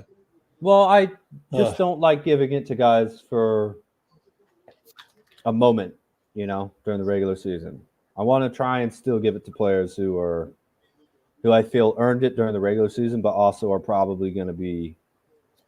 I mean, I don't know. Jokic was the 6th seed in 2021. Voting's weird. And he won it, but And you got a lot of non-beat writer voters, like foreign voters. The he won gamut. it as the 8th seed in 22. No, in 22, yeah. Yeah. That was without Murray. Confusing to me, but yeah. Curry, I think in 21 too. That would have been fair, I want honestly. to do a recount of just the beat writers, the local beat writers, to see who won it from there. Well, I would like to do the same thing with the Finals MVP, see what the votes were, but I can't find that anywhere. Oh yeah. So the way I would do it is I go to Yeah. Twitter and then I go to the NBA at NBA. Was it voting?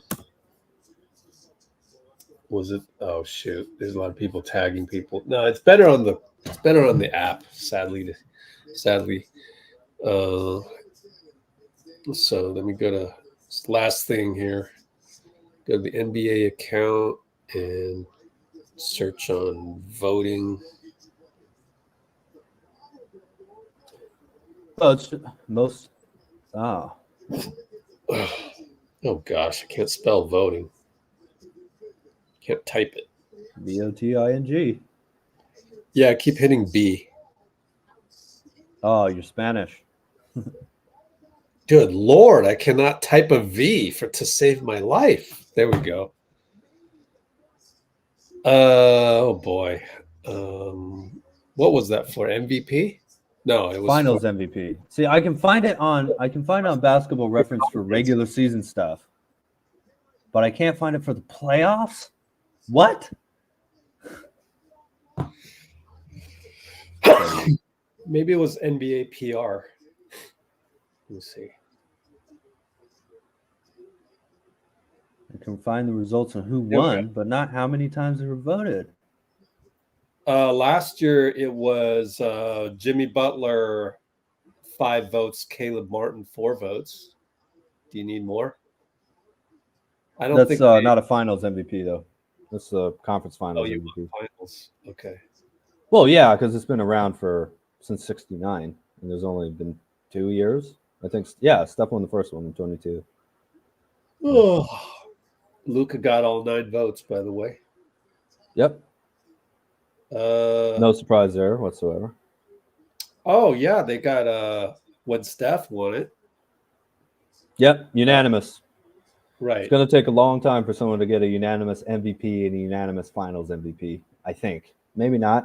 Oh, we have 2021. Giannis got all 11 votes. There's 11 votes for Final MVP. Oh, is there 11? I thought it was 9. I remember there was a lot of people talked about it with Iguodala because I think it was 6-5 or something like that. And 5 of them were for LeBron. Yeah, 2015. Yeah, there it is. I guess because it's popular. Well, people wonder why Iguodala won. And I personally, I think there should be a rule where you cannot give the Finals MVP to a losing player unless it's Game 7. Unless it's Game 7. Steph got no votes. It was you got no votes in 2015. Andre 7, My LeBron God. 4. So 7-4. Okay. Yeah, that's just insane, though. Zach Lowe was oh wow. I like Zach Lowe. What? I wonder why. Well, he works for ESPN now, so it's entertainment. I know, but he's more serious than most of the other people on there. No offense to the other guys in ESPN. And my guy Rusty Simmons, he voted for Andre, obviously. Yeah. Hubie Brown. I'm not against it. Larry Bird had Cedric Maxwell win it. Yeah. Magic and Kareem had Worthy win it one year. Joe Dumars won it over Isaiah Thomas. I just want to know what the voting was. Oh, for every year. there's nothing after that. Interestingly enough, there's a 2015 and Well, yeah, again, yeah. Oh, Jokic won it unanimously last year as well, I think. strangely, the search has failed on me now. Suddenly only come up with one. That's weird. This is a weird app. 2015, those voters must be Wolves fans. They would have voted for Kevin Love, though, you know? So, yeah. Never mind. That's it. Irving and Luca. Yeah. It's with an I, Amy. If you say Irving with an E, people are going to think of Julius Irving, just to let you know. Huh. But, yeah, I mean, this why definitely will be an interesting finals, you know. Who are you going for, Rich? Who would you like to win? Who would you like to win the finals? Dallas. Mavericks? Yeah.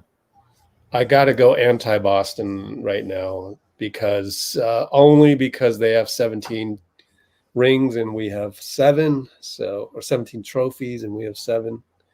So I'd rather be 10 behind them than 11. Although Steph has a better career than they do right now, since the mention of the 3-point line.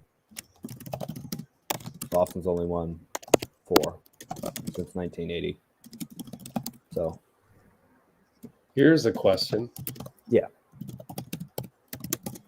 Should we stream? So final starts on Thursday of next week. Mm-hmm. Stream. Oh, wow. I don't want to have Amy's rooting for Dallas. No hate for Celtics, but she doesn't like them. Why not? Why not, Amy? Oh, you got the game tape playing up there, just in case. This? No, this is Oh, okay. behind the scenes, so we're good. This is Brad Townsend, employed by the Mavs. Nice. Yeah, Mavs' third finals in their history. 06, 2011, and 2024. Luca was getting no love. Did they boo him when he raised the trophy? I wasn't. Don't have the audio on. Whoops! In the poll, I meant obviously Game 1 of the 2022 finals. Only one vote. Oh, really? Yeah, come on, you guys can do better than that. That voted. Yeah, I would actually try to stream it on Twitch. Shh, don't send that clip to the NBA. No one will know. We only got one vote, so I can't believe we only have one unless vote. it's Adam Silver voting. Oh, cool. Okay. So we are going to have me, Dean, and whoever else voted. All right. No. Even if you voted no and you wanted to have it on another day, or I mean, why wouldn't you? Wouldn't you? Or people are busy. We're definitely not skipping the actual finals. We got to watch the actual finals. Oh, definitely. But I thought it'd be kind of neat to add 2022 to the fray, especially because it's our Warriors and it's been a while. And actually, it's the Celtics. Exactly. So it'd be very comparing the teams to see the difference. Yep. Not completely Warriors centric. What that makes sense? There's a poll right now, Pinky, on the top of your live chat, or it should be. Well, 3 people have voted, so it's got to be the poll's got to be there.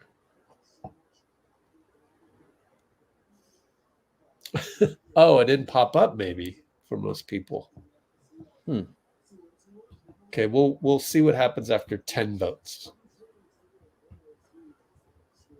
Let's see how fast we can get it. Oh, Dean, you wouldn't be available Friday, would you? No.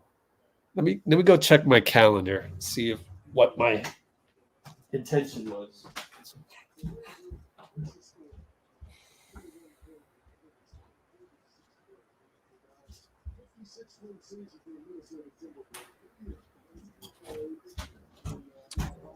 Boy, look at 36, 10, and 5. So did Kyrie. They had 36, 5 assists. Crazy. 72 points and 10 assists. I want to kind of hear Finch here. Sorry. And then, It's all right. Offensively, we were kind of never really settled in. Their physicality bothered us. Well, yeah, for like your offense never settled in for 5 games, really. Missed a lot of easy stuff. Only scored 105 in the game 4 win. Too early, just kind of got busted out of it. What was their Structure. points per game during the season? Didn't they have the best offense in the NBA or something like that for a stretch? 106. That's not bad. Or 107. In the playoffs, right? Oh no, that's the playoffs. So it had to be more than So Mavericks had 106 and Dallas had 108. 113 during the season. Is that right? What were they ranked? You know? Good lord. Oh, Here it is, Stat Muse. Let's see. I don't know. I don't know how to look this up. I think if you just go to ESPN rankings, you can do offensive rating or points per game. Yeah, I got it right here. Indy led the Right. Do you think this is something that you just led the league with 123.3. Then it was the Boston Celtics, Um, and it was Points. How come I can't Minnesota click? was just behind Washington at 113. What kind of Washington hokey? was 113.7. There we go. and their potential Ah. of what they could accomplish in the finals. Good old Safari. What do you think? Hey. Scroll right, you're in trouble. What they did to stop you personally in this series and apply it to There we Still go. only have 4 votes. Come on, Hey, now. we scored 117. That's pretty good. Not bad. So Minnesota was Also had a good point, good differential, I think. Minnesota in the lower half. They need to be top 10. It's the formula. You got to be top 10 both. Well, Mitty had the 3rd best point differential though in the league behind OKC. That's and because their Boston. defense was so good. Yeah. Yeah. Yeah, that's true. So I guess they're not. What you're saying is they're not getting. Well, they lean too heavily on defense this year, so that's your learning. It's hard to critique a team that does that, but you do have to have something more than what Minnesota. On the other hand, they beat the Nuggets, man, and they did it kind of convincingly. So maybe it's just a bad matchup with the Mavs, or they got burnt out. Oh or, yeah. I don't know. I think it's a bad matchup. And Those do happen. Those do happen. Yeah. Shaq, who some of you might be seeing on the TV, Shaq mentioned that after playing the Jazz 2 straight seasons in a row, the Stockton Hornets, Karl Malone Jazz in 97, 98, he would always have the Lakers team. Obviously, he wasn't coaching them; he was coaching the Bulls back then. But he would have the Lakers avoid that the Jazz, even though they were three-peating. It's just because it was a bad matchup. There was a lot of physicality, and it was just a bad matchup for the Lakers. And so I do think even great teams do have to think about that a little bit. Although today's NBA, Look at that blood on Luka's knee. Ugh. yeah, he's had that on and off And all the wind. time. He's got too much adrenaline pumping to feel that right now. But good for him. He'll get some rest up. Well, it used to be, I think, that any kind of blood had to be taken off the court. Now you're seeing a lot more blood on guys' jerseys. So welcome back to the old school NBA, I guess. Larry Bird's got blood all over the front of his jersey and just shooting free throws. Hey, okay. They're making enough money where I'm sure they don't have any communicable disease, but I don't know. Thank you, Amy. Got rid of Draymond, huh? Draymond's not in Minnesota, huh? They didn't want to fly him back and forth. Save a few. Save $1,000. This could be the last broadcast of Inside the NBA? No, they got one more year. Minimum. Oh, really? You're doing this season 2? Yeah, TNT will Warner will still have Inside the NBA next season. What's up for grabs is the season after that. I see. I thought it was for the upcoming season. Were you here when I said I'm not going to miss him, and then Bruce said he is? What about you? You going to miss him? I like Shaq and Draymond. Kenny and Chuck are okay. All entertainment. I think I like that there's this history of them being there for a generation, you know, covering so many big moments, and it's not very good basketball analysis. On the other hand,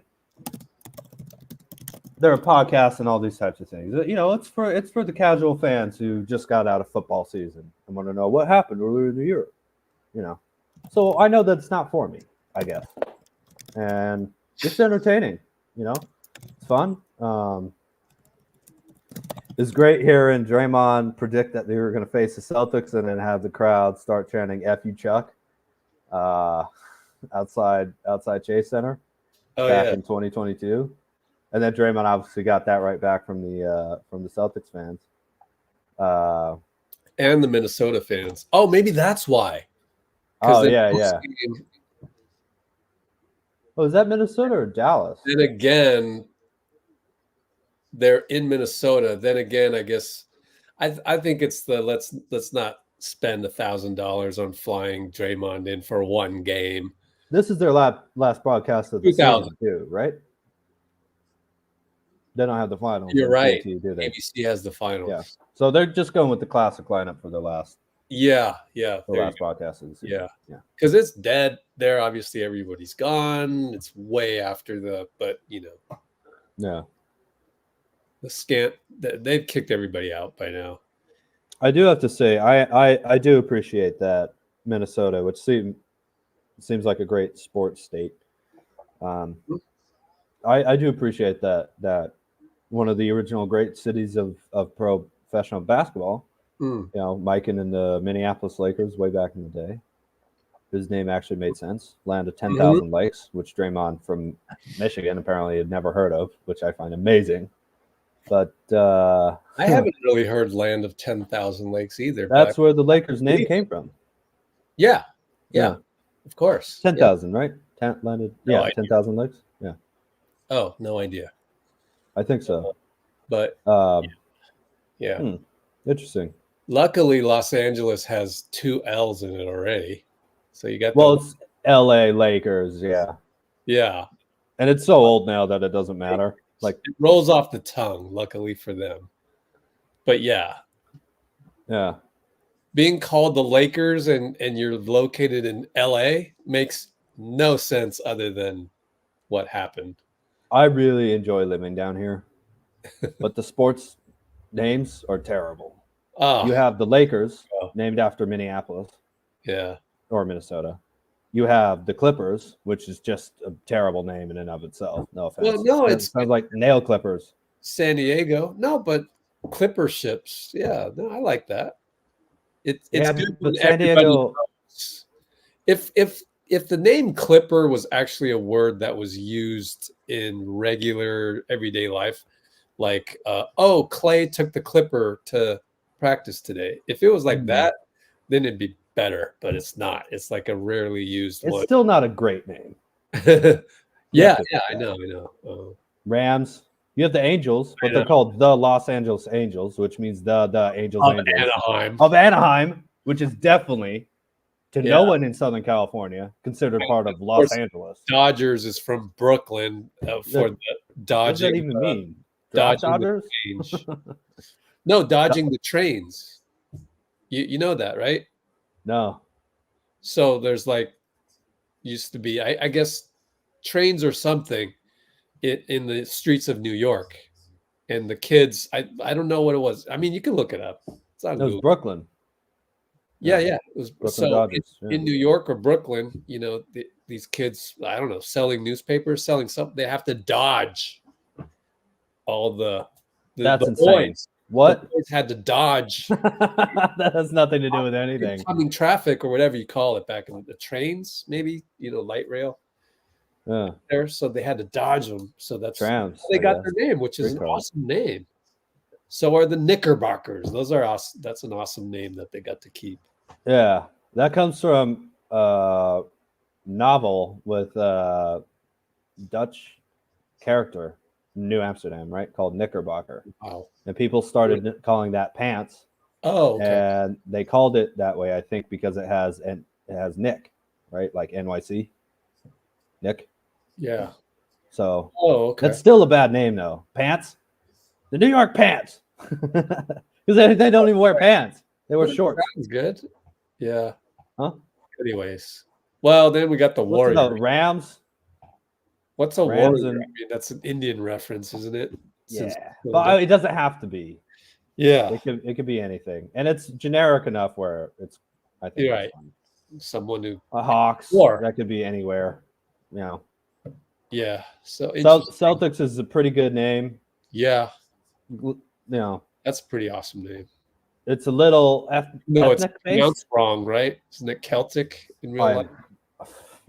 My grandma's from Glasgow, Rich. Oh, I know that it's the Celts. Yes. yeah. But Oh well. I mean That's it's more cool. important. It's Basketball. the Jazz is the funniest professional name in team sports Sure. because it's so iconic in a way. Utah Jazz, you know, but it makes like no Jazz sense. in Utah? Yeah, I know. Yeah. These things. That's why John Cleese became a fan. Memphis freaking Grizzlies. I mean, come Yeah. on. What? I mean, There ain't no Bears in Memphis. I guess there aren't any Tigers either for the University of Memphis. Right. Well, Tigers more But generic. Yeah. Man, we got to get all these teams back to their original places, huh? Toronto Raptors. Yeah, I'm surprised they haven't gone extinct. Let's name it after a movie. Come on. Well, it should be Utah Raptors, really. That'd be the best name for That's true. because there's They should have just Dinosaurs. named it. You know what I love? Toronto Argonauts. Argonauts. Yeah. Why? No, but Toronto something, not Raptors. I think they did it because Stop it. it has TOR at the end of it. Oh, Rap God, Toronto. leave it to Dean to figure these things out. Well, it's the only thing I can think of. Yeah, that's pretty good. Any reason why you would name it after an extinct animal? Washington Wizards is a terrible name. Well, Old men who use magic instead of physical prowess. you couldn't keep Washington Bullets. That was No, that is true. I'm glad they named it something No, else other than that. politically incorrect. Or Baltimore. Baltimore is where they were from, actually. I just every time I think of the Washington Bullets, I just think of Chris Webber. Yeah, I forgot what the quote was, but yeah, I think the Bullets have potential. I just remember Weber's voice saying he's going to the Bullets and he feels good about it. And I'm just That saying, was rough. That was that's a rough day for the yes, Dubs, too. bro. You do not want to go to the Bullets, but you just couldn't Well, get you got all that money, right? right? Anyways, Yeah. yeah. Jordan did go from the Bulls to the Bullets, too, which kind of, even though they're the Wizards at that point. That's And then, like and then small Bulls. Yeah. they had a contest to rename the team to Wizards. So I guess What does that have to do with the nation's capital, though? yeah, I know that makes no sense. Why not? There's nothing else that you could You got pick. Senators. You got what's the other one? Yeah, Nationals. But no, Nationals are an expansion team too. Senators Capitals? and Capitals. Yeah, Yeah. those are good names. There was a basketball team called the Capitals. Oh wow. I think maybe Red Auerbach coached them to the finals against the Lakers in 1949. The only time Auerbach ever lost against the Lakers. Yeah. But there might have been a different Washington team. He lived in Washington, by the way. He didn't live in Boston. Oh wow. Interesting. Apartment in Boston, but he Wait, so lived you resided in are Boston. rooting for the? Why? Are you? rooting for I the don't know. Celtics over Mavs for you? Oh wow. Mhm. Yeah. Because- I think I like the style that the Celtics play a lot better. Gotcha. And B, most of the time when the Celtics are good, it kicks California's ass into gear a little bit. What'd you say? Most of the time when the Celtics are good, it kicks California's ass into gear. Oh, gets the California teams kind of like, oh, well, we can't fall too far behind, Boston. right. And I just like the way they play a little bit more too. And it'll make the Warriors look good, kind of. A little bit. Could be. I think so. All right. Well, I'm gonna stay rooting for the Mavs. Yeah, that's fine. I don't really care that much. Yeah, me neither. I won't be upset either way. But I think Really, I would. to be honest, I'm gonna focus my energy on running a good stream on Twitch somehow. I've got to pay for League Pass though. Oh gosh. So there's that. But I just do it out of love because I think we can learn a lot just watching the 2022 finals. So I'm gonna, my energy is probably going to be more on that, aside from doing what I'm doing here on NBA Up Close. And would you consider going live on NBA Up Close instead of Let's Go Warriors? No. Why not? Can't do that. Because there will be like 0 viewers. Yeah. Unless we moved everybody over, and I mean this is just tradition. This is just this is a passion project. This is laying the foundation for something 10 years from now. It's like, let's go look at the NBA up close every time there's the Final Four of the NBA, and there's a lot of content still. Oh, we played against Porzingis in 22 as well. He's been on both teams. Forgot about that. Sorry, I didn't mean to cut you off. I just saw that on TV. Oh, you mean Washington? Huh? No, Porzingis. Porzingis played on both the Mavericks and the Celtics. Oh, gotcha. And he was on the team in 22. And he was injured in 2022, right? Yeah, I think so. Well, that's what they get, but we'll see. It'd also be interesting how they play with Porzingis because I haven't seen it yet. I literally have not watched the Celtics play with Porzingis. Oh, no, he got traded to Washington that year. Oh, okay. So anyway, but we haven't seen Porzingis healthy this year, right? Both Boston games, both Celtics games against the Warriors. I don't remember him. There's no way, right? I would have remembered that. Kristaps. There's no way. Game log. Let's see. GSW did not play. And then the blowout did not play. I remember that vividly. The 52-point loss. Jeez. Oh, my God. Good Lord. Yeah. Really? Was it that bad? My goodness. It was worse than that, too, I think. We're down like 60-something at one point. Terrible. It's absolutely terrible. Embarrassing. One of the few blowouts we had all year, though. And we still ended up 500 against the Celtics, so not too bad. Yeah. They did win 64 games. Where's the play-in game? Do they put the play-in game here? It's impossible. You have to go to the month. The month? What does that mean? You have to go up to all the way back up. Good Lord. And go to a schedule month by month and remember which month it was in. So good luck 5 years from now finding out where the 2021 play-in happened. Yeah, no, I'm not kidding. You have to go to seasons. Seasons, okay. Right at the top. Where's month by month? Yeah, pick on a year. Go to schedule and results. Oh, okay. Just scroll down. My gosh, this is frightening. Yeah, and then you have to pick April. Yeah. You can search for the notes. 17th. I remember that. There is playing right there, playing stuff. Good Lord. I know. It's not considered playoffs. It's not considered regular season. It's really that hard. It could just be basketball reference, but I think it's not. I think it's actually the NBA, but anyway, who knows? The NBA is a little easier to find that stuff.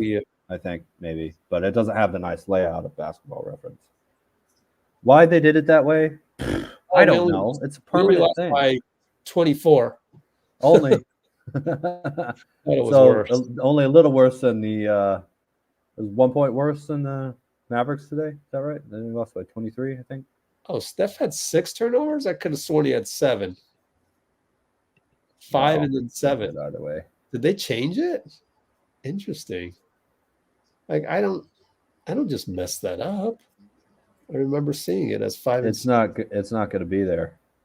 Oh, wait. No, he got an extra one. It was 7, and then I thought it was 5, and then they gave him 6. That's not the plan, though. Yeah, this is New Orleans. And then he rested against Utah. So he had 13. That's not the plan, though. I know. That's against New Orleans. 7 turnovers. Oh, sorry.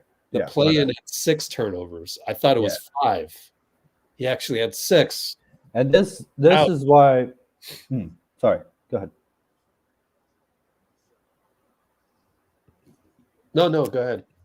Oh no, it's just this is why I think we need to not have the ball in Steph's hands as much as we've been doing. Right. Yep. Just you have to play him more as a shooting guard, and not allow teams to double him easily. We just can't afford to please do double our best player. We can't do that anymore, in my opinion.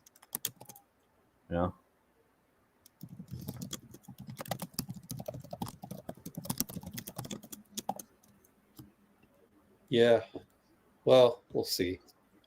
I still got to do I got the month of September to kind of do some analysis. I wanted to do a video of was it really that bad against Sacramento? Because I did remember in the second half, we did make an adjustment.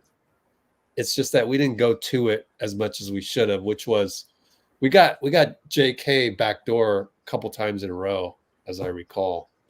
I want to watch that again, and it's oh, nice. But we were so far behind. And I really think that knee injury that he had was something that we really haven't talked about enough. Yeah. And just that it messed up the rhythm, it messed up the trust and confidence right at the end of the season where we needed him. We needed him to be. Thought about this, Dean. The good old everything happens for a reason. Wouldn't you rather the old guys just go ahead and rest in 2024 and gear up for a brand new season next season? So that's looking at the silver lining of it. No, I would rather still be playing, but I'm glad they're realizing we need him. We're going to need him to win. I'd rather have lost, one way to look at this is let's go ahead and lose the play-in and get your rest rather than lose in, who were we going to play? We would have been 8th. OKC. OKC. Actually, we might have had a chance against them. I think we would have been fine in a 7-game series against a lot of teams. Then we just couldn't get there. Well, then you go 7 games, OKC, you win that, and then you go, who do we play after that? Dallas. Let's say we lose to Dallas. 6 games, 7 games. Man, that's is that a successful season? Does that hide some things? I don't know. Well, anyways, I think it's okay that. Based on how it felt after 2023, I think. You lose in the second round and you realize because when you're going through a title run, the second round feels not even close. But when you're a little bit on the outside looking in, it's more whoa, as long as we can just make sure we win the first round, if we can win the second round, we're only 1 series away from making finals again. Yeah. And so I think losing a second round series for the most part, it's hard. A lot of guys, they take forever getting out of the second round, And Embiid is 30 what? He's never been farther than there. Also, the Nuggets had almost the same exact championship defense that we had. Is instead of winning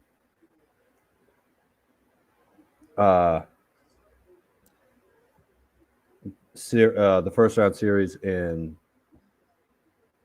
7. They won it in. Who did they play this year? What are you talking about? The Nuggets. Oh, first round was they It's were 2 versus 7. It was the Lakers. no yeah. Pelicans, right? Oh, Lakers. My bad. Yeah. Yeah, Lakers. The Pelicans were 8. So they played the Lakers, but then they lost instead of 4-0 against the Lakers or sweep? 4-1. 4-1. Okay. Yeah. Mm-hmm. Man, that one I really tuned that one out. Yeah. Didn't even. Well, it was kind of obvious what was going to happen. You know, they went 8-1. Wow, the against Lakers last actually season. won a game. They did. Yeah. Was it? They won it. 3-0, 3-1, then 4-1? You know, for some reason I think it was right in the middle of the series. All right. let's do that. But no, I actually think it was game 4 that they won, and they got you on the swept. Yeah. So 3-0, 3-1, 4-1. I think so. Yeah. Pretty sure. Oh, playoffs are up. Yep. 3-0, 3-1, 4-1. And then lost in 7 to Minnesota. Yep. Yep. But it was not too dissimilar to the result that the Warriors had defending their championship, which I think is kind of funny. You know, it was a game 7 against the against the Timberwolves here. And that team lost in the conference finals, having only won 1 game. You know, obviously Warriors losing 6 to the Lakers, and Lakers don't win any games after that. But I don't know. I'm feeling kind of okay about the Warriors comparing that 22 title to the Nuggets next year, and these two teams, whoever wins it this year. And also just thinking about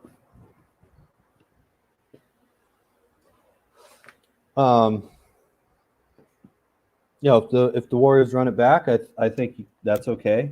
I'm not sure about having the same team after the trade deadline coming up, but we don't. You know, I know it's a little crazy saying, "Oh crap!" Yeah, what? I actually had on my calendar to do game 1 of 2022 finals on Tuesday, not Friday, which I think is better for the Far East folks. Okay. On a weeknight. So let's just do real quickly the 8 voters. Okay with 2022 finals rewatch next Tuesday, June 4th. Oops. Yeah. I said June 4th was it? Oh man, I screwed that up. June 4th, Tuesday at what would we do it at? 6 p.m. I don't mind. I'm free, so I'll be there. Let's call it 5:30. It's easier Why to not? be later than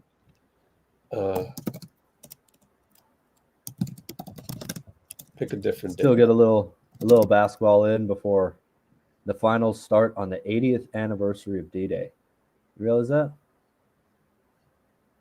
Oh, Yeah.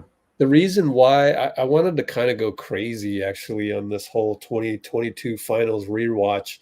If I did game 1 of 2022, which we lost, right? We actually we lost. did. Then we were up. Then we lost game 3. Then we won 4, 5, 6. Yeah. Yep. Yeah. So And that was that big comeback in the fourth quarter that the Celtics had in game 1. But it'll be fun just to see how we were and can we get back to that this offseason, et cetera, or have we evolved past that and how the Boston Celtics look. But if I do that Tuesday, then that gives me a day like Wednesday to kind of maybe Rest. do some rest. Yeah.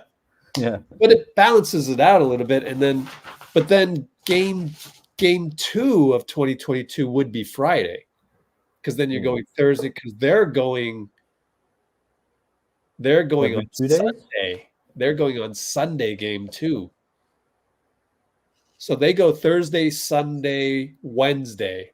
Yeah, 2 days off in between games. Is that right? We'll go, yeah. So we'll go Tuesday, Friday, this Friday, and then Monday. And then they go, then next week, they'll go Sunday, Wednesday, Friday. So there's the Wednesday, Friday one in Dallas, game 3 and 4, where, okay, that's a little too much for us to go in between. So then we'll do our game 4 on Saturday. Father's Day is on Sunday. So that Saturday for Pacific time would be Sunday for the Far East. And then they would go game 5 on Monday. And then we would go after that. So that was my plan. Very global. It's crazy to, man. Yeah. Oh, someone else vote other than me, would you? Well, Come on, man. I thought people liked to vote. I thought it was a fun thing to click. Yeah. Come on now. Maybe people are busy. What are you doing, Amy? Amy's doing something. Hello. She's always busy just doing whatever it is. Are we on? We're on, right? What do you mean we're on? Yeah, we're rolling on YouTube. I know you're out there. Oh, Vote. right. We're on. Yeah. Vote. Thought you were asking me. It's free. Okay. Hello. We're not ending the stream till we get another vote. Yeah, and it can't be Rich either. It has to be someone else out there. Vote. I actually can't vote. Oh, that's right. Ridiculous. You created the poll and you can't vote? Yeah. Crazy. Man, what happened to the 8 people from before? Okay. Well, there's 10 right now. Okay, whatever. Me and you are like the inside crew, man. Yeah, There's just wow. cameras in front of us and there's no one else there. Oh, come on. I know you're out there. I don't know. Should I do the live stream of the finals on this channel? I was just thinking because I heard a tip from somebody saying that, oh, you should do a live to increase your watch hours because then that'll get you more watch hours. Well, are you worried at all about being shut down for it? No, just to do what we did tonight? No. No, I mean to play the game though. That's I wouldn't play the game on the channel. That's gonna go on another. Gotcha. So for this one, it's you watching it and commenting. Yeah, you wouldn't be able to hear it, but it would Right. be streamed on a platform that would allow it theoretically to be streamed at that moment in time. Gotcha. Don't know. Don't know what I'll do. Well, I mean, it's a lot. A lot of people, I imagine, would do that. Got to figure that out. What an incredible run, though. 2022, unbelievable. Yeah. We got to have one more finals run. It's Steph, Right. You know, I don't mean rewatching the 22 finals. I mean, like, come on. You know. Yeah. One more title. Made up for 2019. I think 2022 was 2019. 2 Making votes. up for that one. Hey, there we go. Thanks, They're both Pink. yes, right? Right. Well, it's tied. Bruce. I know that. Bruce, is that you? Well, I got to get going because I got to upload the interviews here. Hey, for that one person out there, please go subscribe to NBA Up Close. Wait a You minute. can How did the subscribe vote too. go down to 1? Somebody, wait, Oh, do you see yours as 1 vote in the poll? I do, yeah. It was 2 How for do a you- second. That's so strange. How do you even undo a result? Exactly. Let me refresh that chat window. It's What? got to be something like that. It's at 1 vote. All right. Strange. Oh, maybe Maybe it was the king There's of YouTube or something. Oh no, there we go. it's a little gremlin. there. Yeah. So next Oh, live grandma. event will be Tuesday. Next live Tuesday, June 4th at 5:30 p.m. Let's call it. Might be 6 for 2022 Finals Game 1 rewatch. Oh, here's another question for you, Dean. If we see something happen in the game, should I pause it and analyze it, or just let it go? Well, Continue. in the 22 game. And can you be here for that Tuesday one? Yeah, I think I'll be available for Tuesday. All right. Don't have anything, you're don't work here. or anything planned.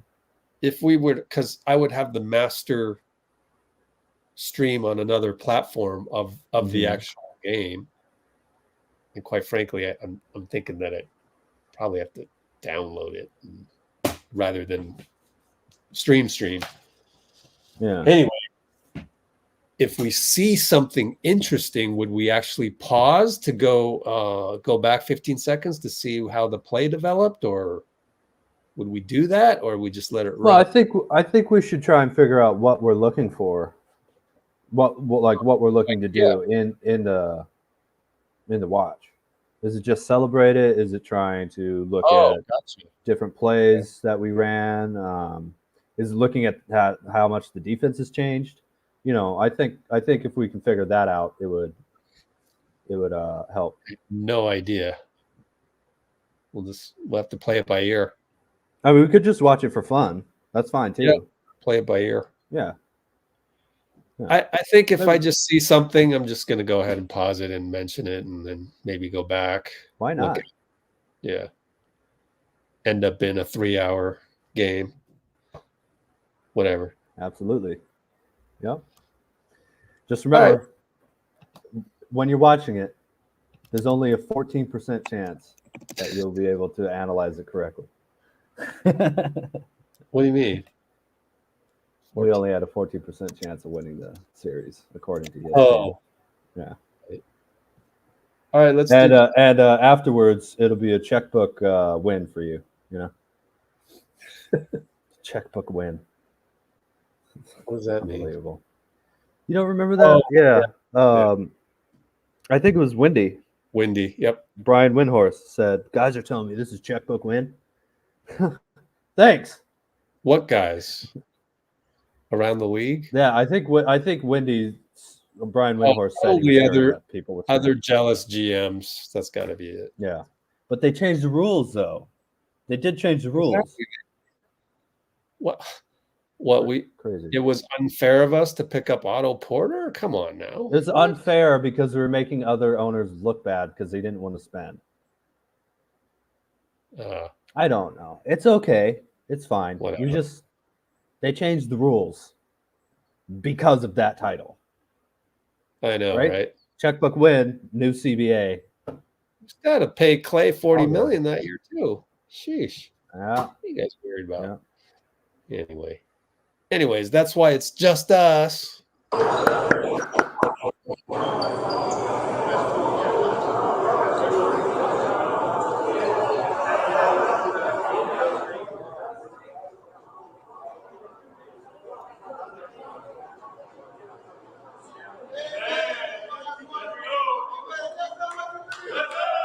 Joseph.